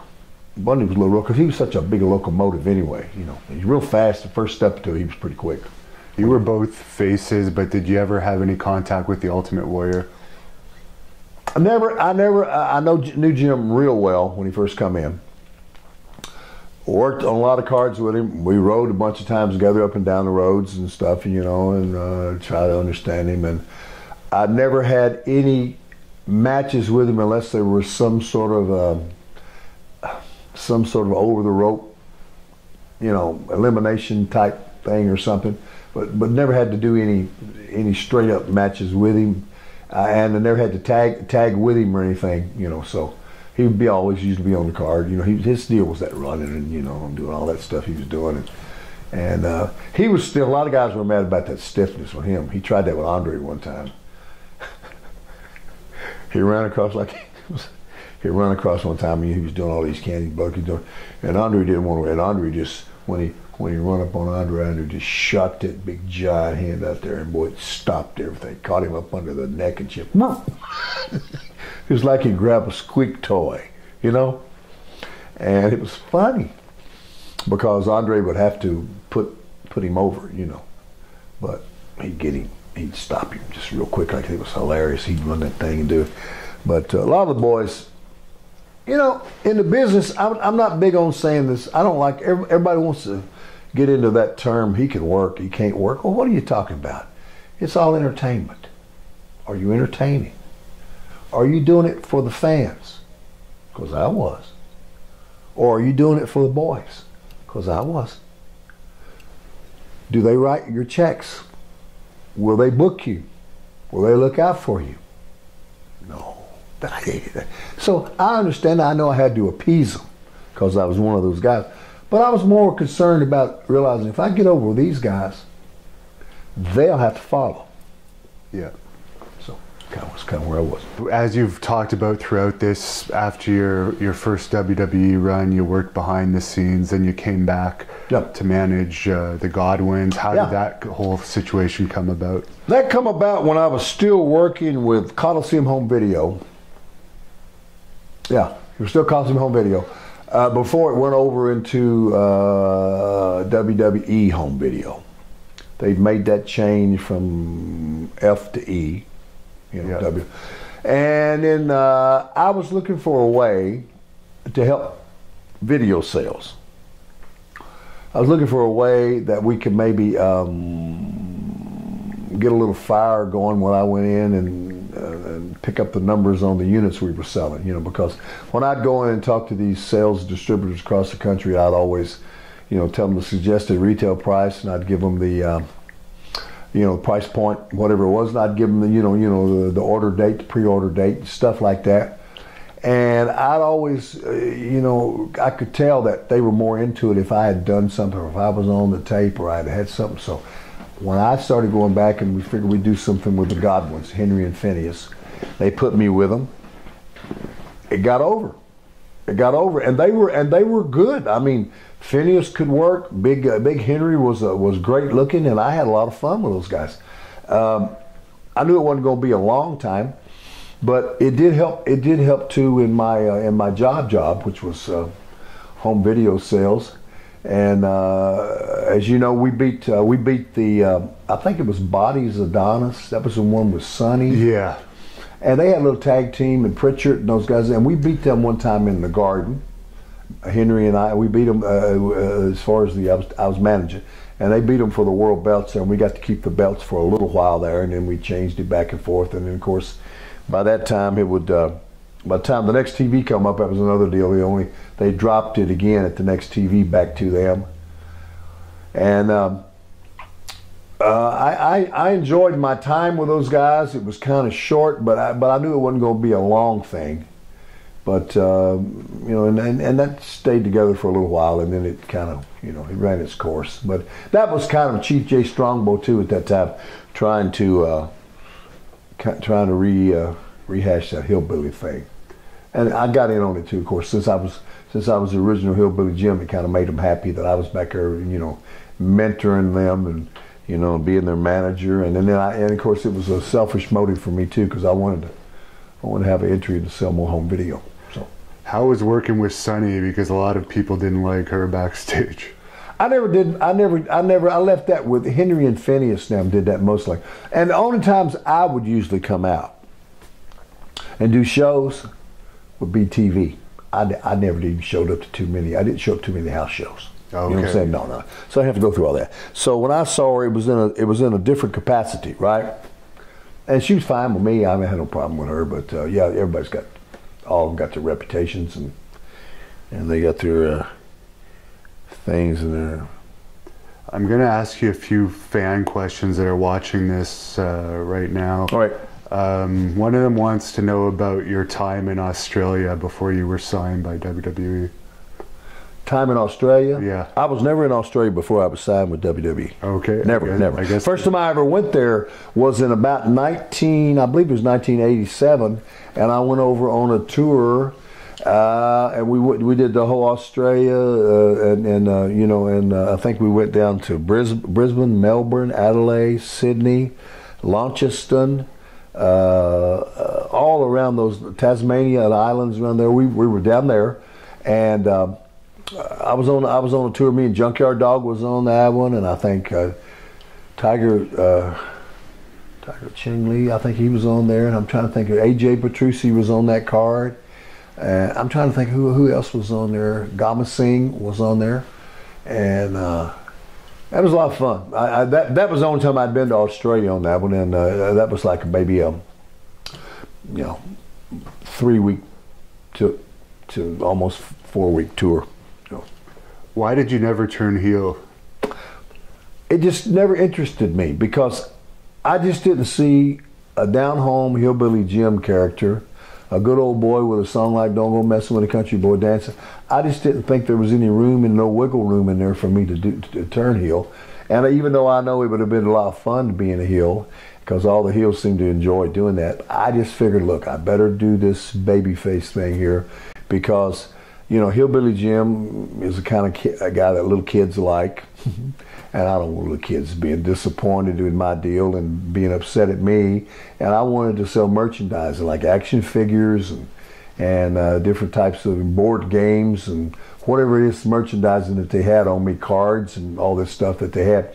And it just seemed like it wasn't a good fit for me. I kind of liked the horse that I came in on, and I just kind of wanted to stay with. That's why I stayed with the company all these years, guys, as well. I had the opportunity to go to a lot of other different companies and work in a lot of different other places, but I didn't want to go do that because I just felt like, I'll be taking a back seat if I do, and I'll be going backwards. So, who is your favorite of the hillbillies that you worked with out of all your stables, the Godwins and your first original ones in WWE? Well, of course, the Godwins, they were more management things to me. I'm real partial to the one called Cousin Junior, Lanny Kane. That's the one that, guy that kind of broke me in because he was such a good one. And he was, I guess that maybe that was kind of, he was a friend too. And I thought he was just excellent at what he did, man. He seemed more like a hillbilly than anybody else. Him and Elmer actually together just were perfect hillbillies. I mean, and we all three, that was a pretty good deal. And I can't really say anything bad about Gene Lewis, God bless him too, but I think my favorite one with Elmer and Gene had to be Cousin Junior. We just kind of clicked a little better, Have you ever hooked up with a diva or woman wrestler? No, I don't. No, actually, when we were back in the time when I was there, in my actual time when I was on the standard rotation in the company, full-time wrestling, we didn't have too many lady wrestlers on the cards. If you remember, we'd have people like come in and out like Moolah, Wendy Richter, a few people like that. But there really weren't any quote unquote divas until I started coming back around with the Godwins, and a lot of the girls started coming in then. So I just thought I never did, And by that time, they were young girls, and they had I just nothing I wanted to do. I already had my own private life. Good question though. Someone asks, they really liked your relationship with Mean Gene on camera. Yeah, me too. Do you have anything to say about? I miss him, and I think about him, and I've had a lot of laughs with him. Probably the greatest thing was the laughs that we had off camera that you never got to see, and some of the things we talk about in passing, because I think that Gene got my hillbilly character real well, and I think I got along well with Gene because he was just funny, and he would he and I we had a couple little buzzwords we'd say that we'd start back on things. The same thing it was with the late Bobby Heenan. We had a couple. I used to call him, and I miss it tremendously. On a personal note, I miss calling him at Christmas because he ain't here, How did Piper and Pat Patterson get along behind the scenes in Legends House? And they were wonderful. The only heat on that whole house in the whole house was Tony Atlas and Hacksaw. you know, they got into a little tiff a time or two, and we had to kind of smooth that over because, you know, I think it was something these guys had had for years, and they just kind of like, you know, there's just some people that are kind of like gasoline and fire, you know, and they didn't necessarily not get along, but sometimes they would clash. But there was no problem with Pat and Oakland and him just hung out, and they liked to play cards all the time. And throw in Howard Finkel, God bless Howard too. Howard would get in there and they'd do their things, and Jimmy Hart and I would just kind of roam around, and Duggan and Piper kind of bonded. So me and Jimmy were buddies. We were roomies in there, and me, I just wanted to go out and work out all the time and have fun. It's a beautiful house we were at, and we'd get outside and we'd try to play tennis. That was a real frightening scene, but I enjoyed that time on Legends House. I'm one of the guys that actually told them, they asked if we'd do it again. I said, you know, I'd do it again, but I don't think Pat would. At the time, Pat didn't want to do it again, and neither would Gene. But you know what? As that show ended, on the last day when we were getting ready to break it up and everybody was going back and we were going to see each other, there was a lot of sentimental thing going on there. It was weird. Even Piper, I could see Roddy was missing that because he felt, I guess it was, you know, here's the deal. We had all known each other for years, right? But we really never spent any time with each other. Now, I'm going to tell you, brother, when you spend a month in a house or in a house situation with these guys, you get to know them pretty good. You get to really understand them a little more. Now, usually I just see them on the road or I'd see them at TV, and that's just for a minute. So you just see what you see, and you don't even really know the guy. But after you spend some time, me and Roddy, we got along well. I got to know him in a way I never didn't know him before, and got to see him, you know, and got to be around the guys. And it was a great situation. I mean, I think all the guys, even the ones that had said they would never do it again, they were kind of having second thoughts about it the last day we did that. So, any stories on Rick Rude? Lots of stories on Rick Rude. I mean, Rick was something else. Remember one time we wrestled in Cape Girardeau, Missouri, right? And me and Rick had to wrestle because, you know, I'm hillbilly, and Rick Rude is like anti-hillbilly, right? The looks and everything. You know, he's a pretty boy, he's a stripper kind of guy, you know. Well, we were doing our match, and you know, we were having a good little match, and so somehow or another Rick threw some kind of punch at me or something, and when he did, his elbow, boom, come through and caught me right here in that little spot temple, and it stung like hornets, a bunch of hornets, and I said, that's going to bring something. It's got to, because it's right there on that bone. And Rick hit me, and he come back, and you know when he did, I said, ugh. And then of course he got me, and he turnbuckled me. And when I hit that turnbuckle, boom, all that blood came, man. Rick freaked out because I could see him. Oh my God, oh my God. And I was saying, well, don't have no breakdown. I'm sorry. I said, don't worry, that's okay, brother, don't worry about it. I was bleeding like a goose, man. He just shot. Looked much worse, of course, than it was. I didn't even wind up I could have probably had some stitches, but we just butterflied it up, and then I just got it right there. So, and he apologized, feverishly. I said, don't worry, let's just do a thing. And then in the back, he felt so bad, he come around and looked at me, man. He really, you know, Rude was kind of a tough guy, you know. He was a champion arm wrestler, you know, in Minnesota.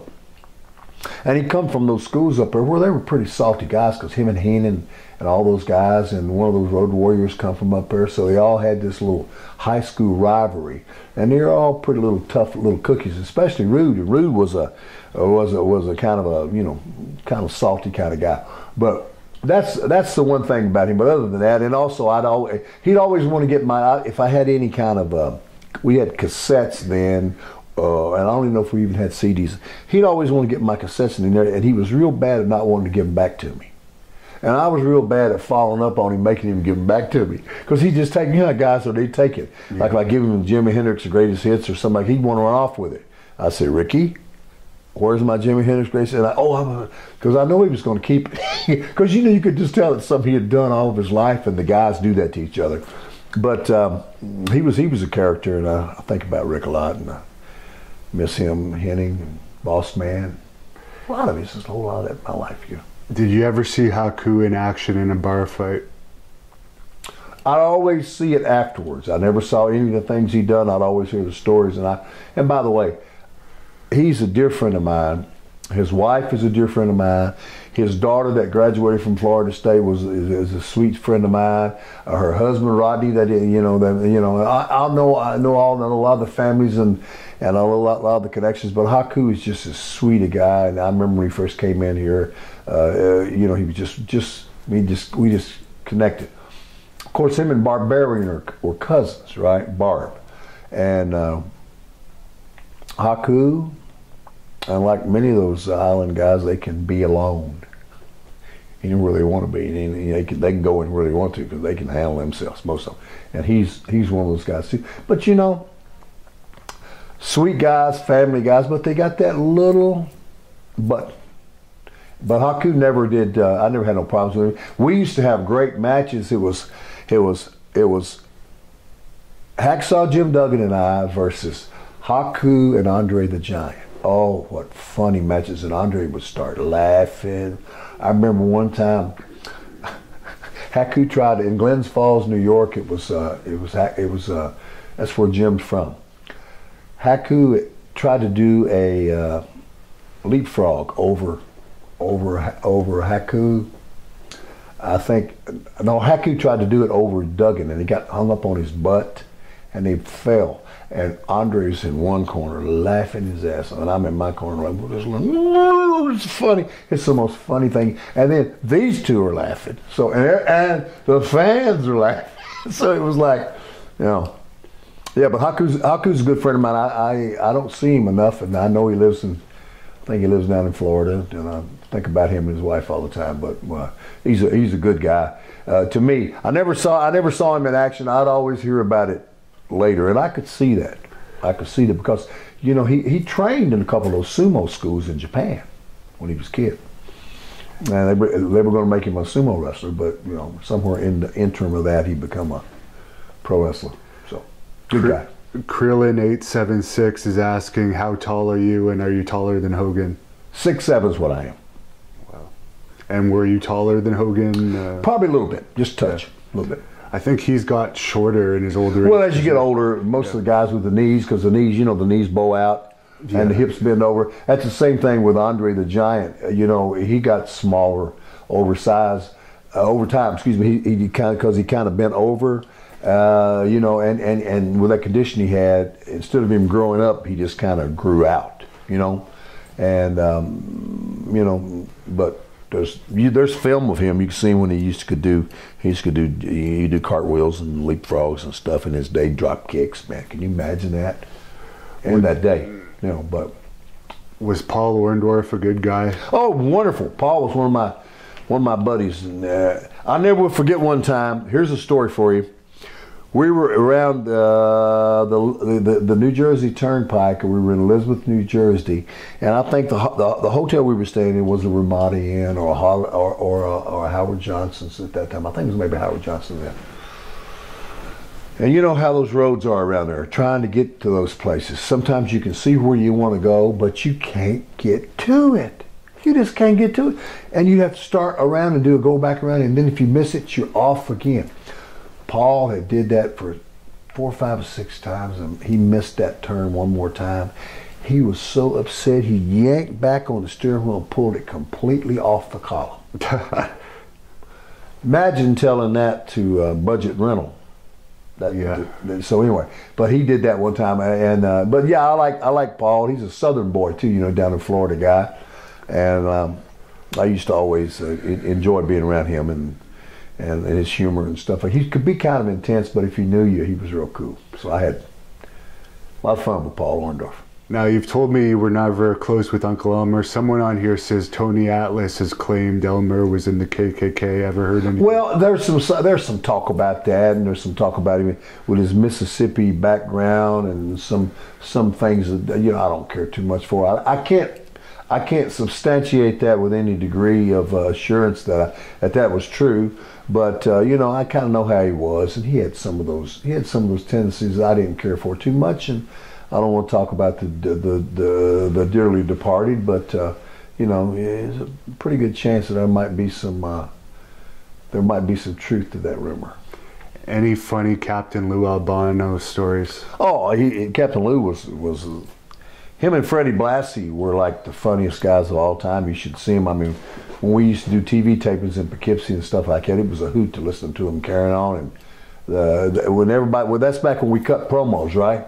And they constantly have to scream at Lou and Freddie Blassie because they're always making noise, you know, and talking loud and, you know, everything. If you could hear them for 200 miles. And they try to shut up. Well, you know, somebody's trying to get an interview, talk about we're coming to Akron, Ohio, or, you know, and you don't want to do this, Macho Man, and somebody screaming in the background.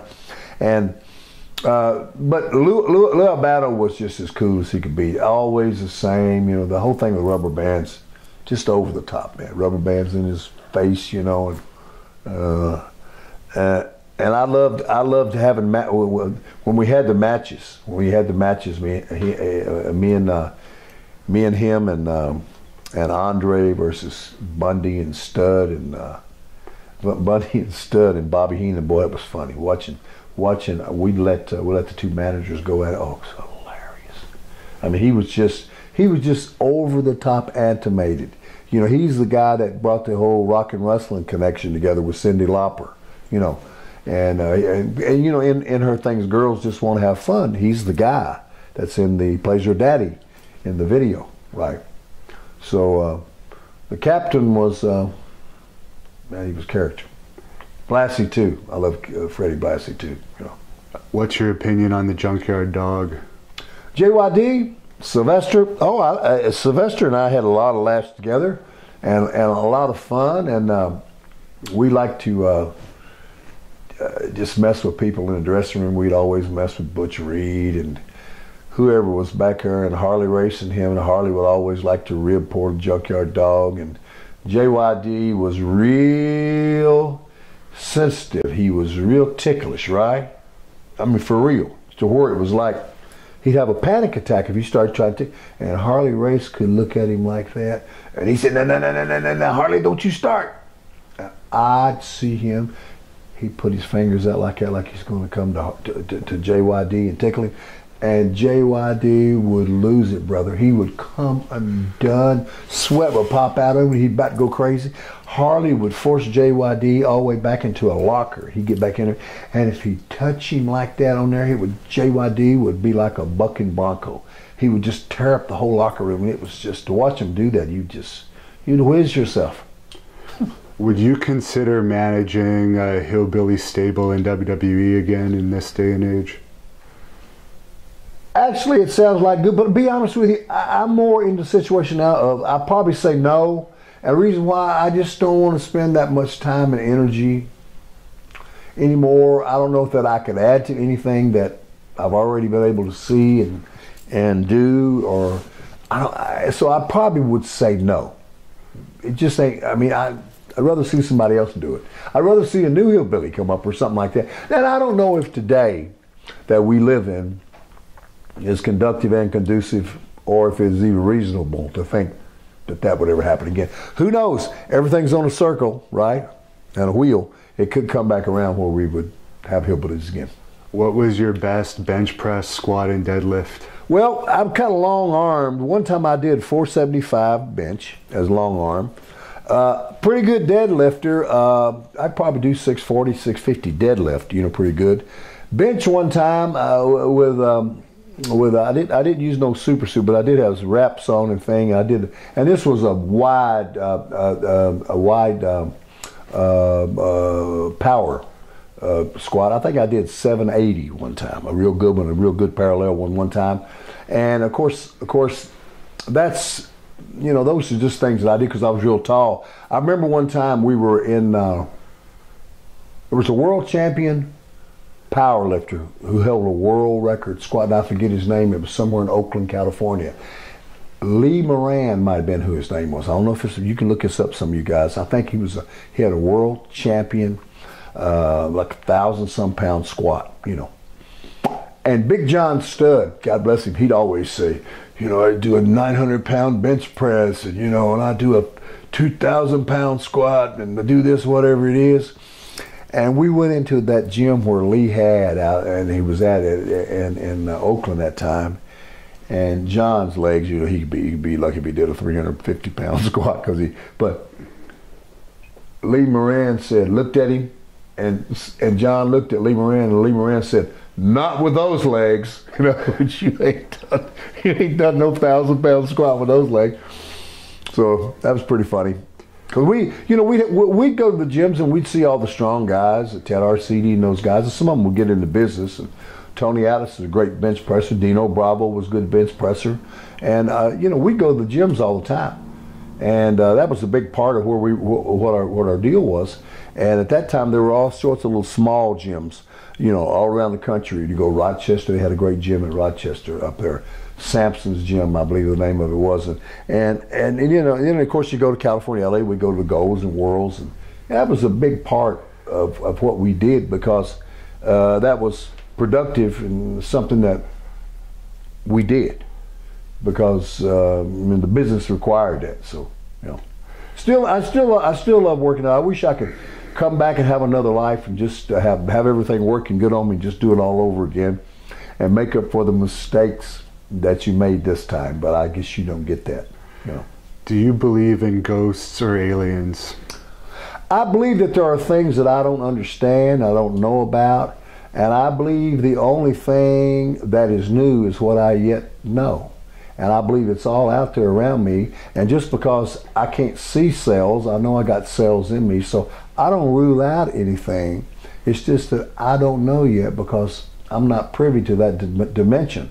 You know, it's just like, how do you know what you believe? It's all in your head. If you believe it, then that's where it is. If that's what you think, and you choose to take that and turn it into whatever you want to turn it, and you can do that. But I don't know, because there's as I've lived my life, I've realized there's so many things that I'm going to get out of here and not know.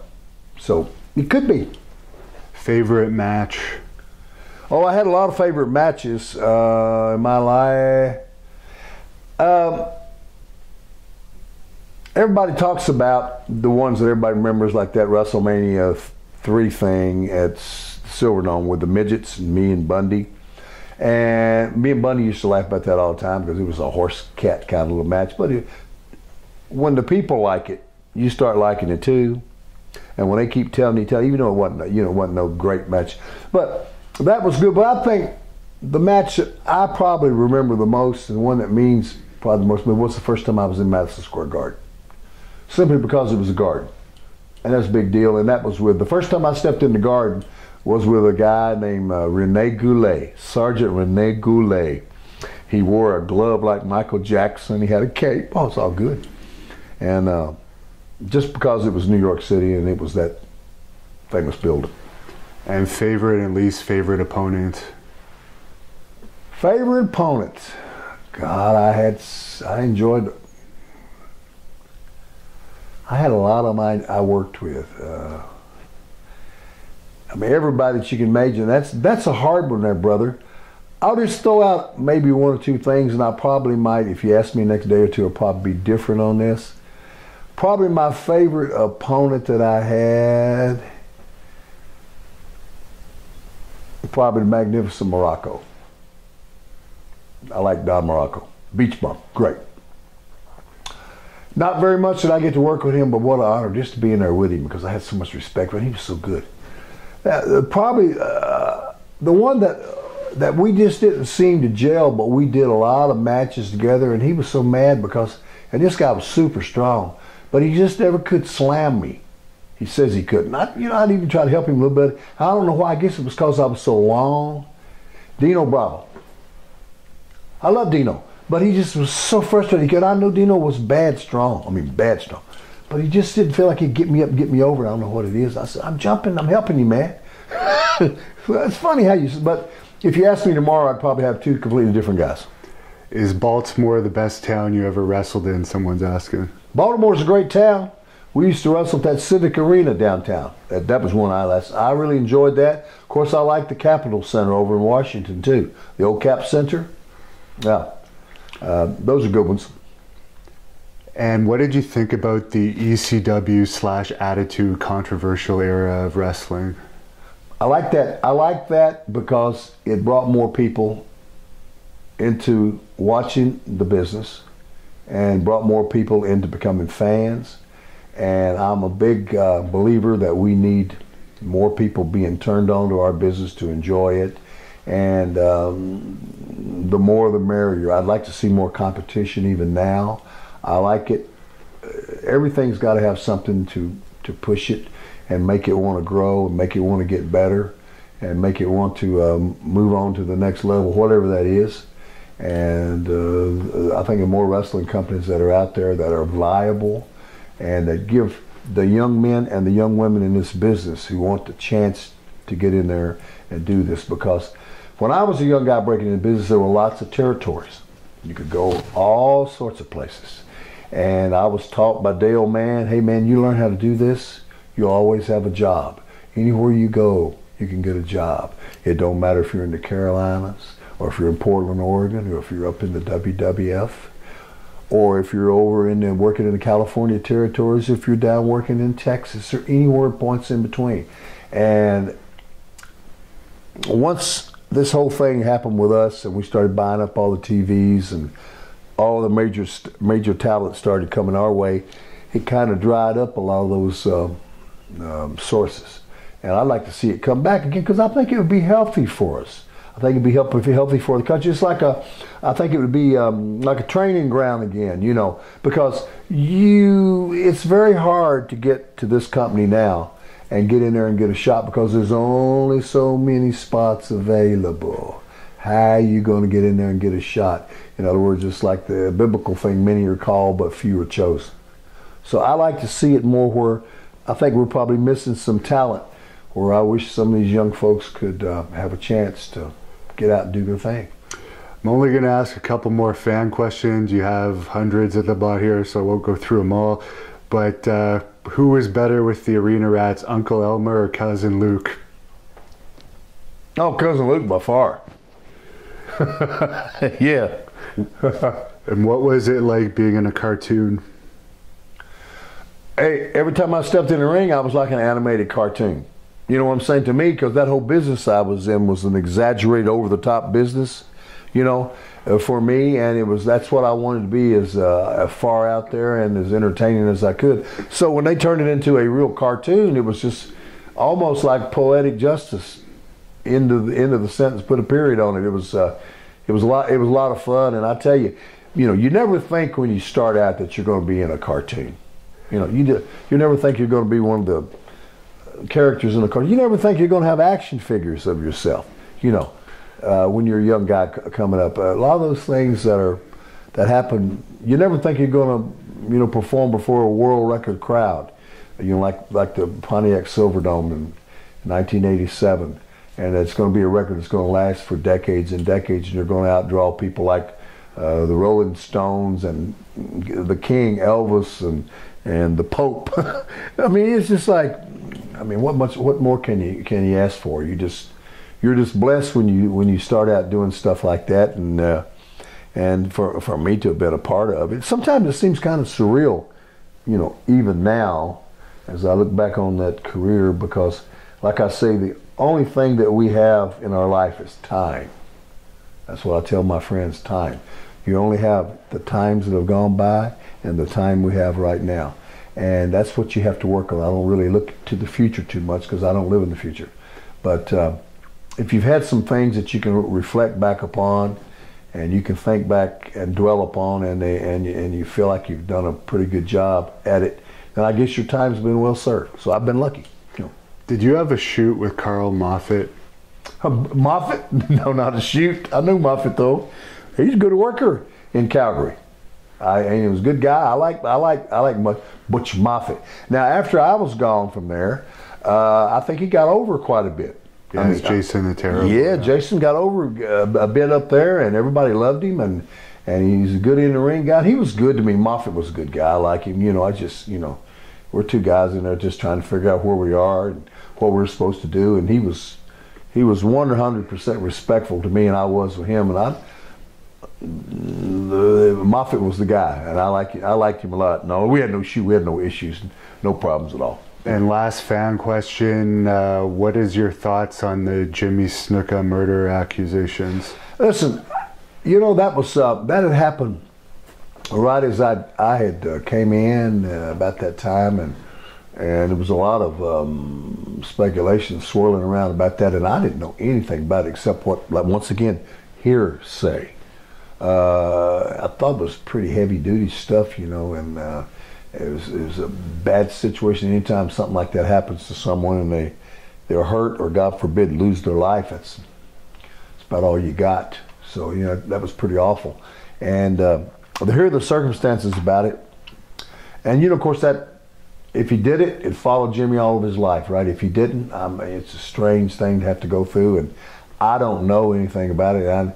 All I know is what I'm able to be around and who I'm able to see and how they treat me. And I always got along famous, of course, with Jimmy, and up until his passing, and he was just a wonderful one of the brothers to me. You know, he's one of the guys, and he was very, very kind to me, and hey, isn't that part of what all makes this whole business like it is?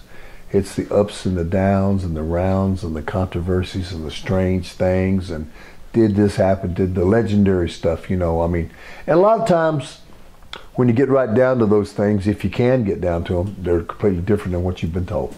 But that's my thought on the Jimmy Snuka thing. And my last question for you, we might have to do a part 2 sometime because you give very detailed answers, but was there ever any contact with WCW to try and hire you in later years? Because you seem like someone that they would have. Yeah, there was contact. I was asked about that if I wanted to do it, and I didn't have to even think because I'd already pre-thought about it, and I said I appreciate you very much, but I don't want to do it. I don't want to be there. I don't want to get into that.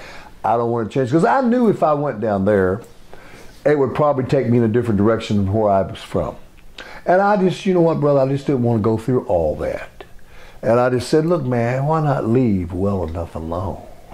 I was happy being Hillbilly Jim, you know, don't go messing with Country Boy Babyface, Hulk Hogan protege, the good guy type character. And I didn't want to go there and take a chance on, you know, them wanting to turn me and seeing how you going to do that, because I wasn't into it that much. I mean, you know, I didn't want to take that character and turn it. I'm just glad I played it out the best that I felt that I could. And, you know, I had a lot of people that, you know, talked to me about doing different things and coming and doing strange things and using that character in ways I just didn't want to do it, because first of all, I wasn't into it. I could have done it if I wanted to, but this is I like having a character and a gimmick where it was just kind of like me, you know, just do my thing, you know, and it was much easier. It's a whole less stress when you just go out there and be what you call truthful with yourself. So I wanted to ride out the initial Hillbilly Jim thing to the end. You know what, guys? I did. Took it all the way to the finish, and I guess that's the end of the story, and that's the way it's been.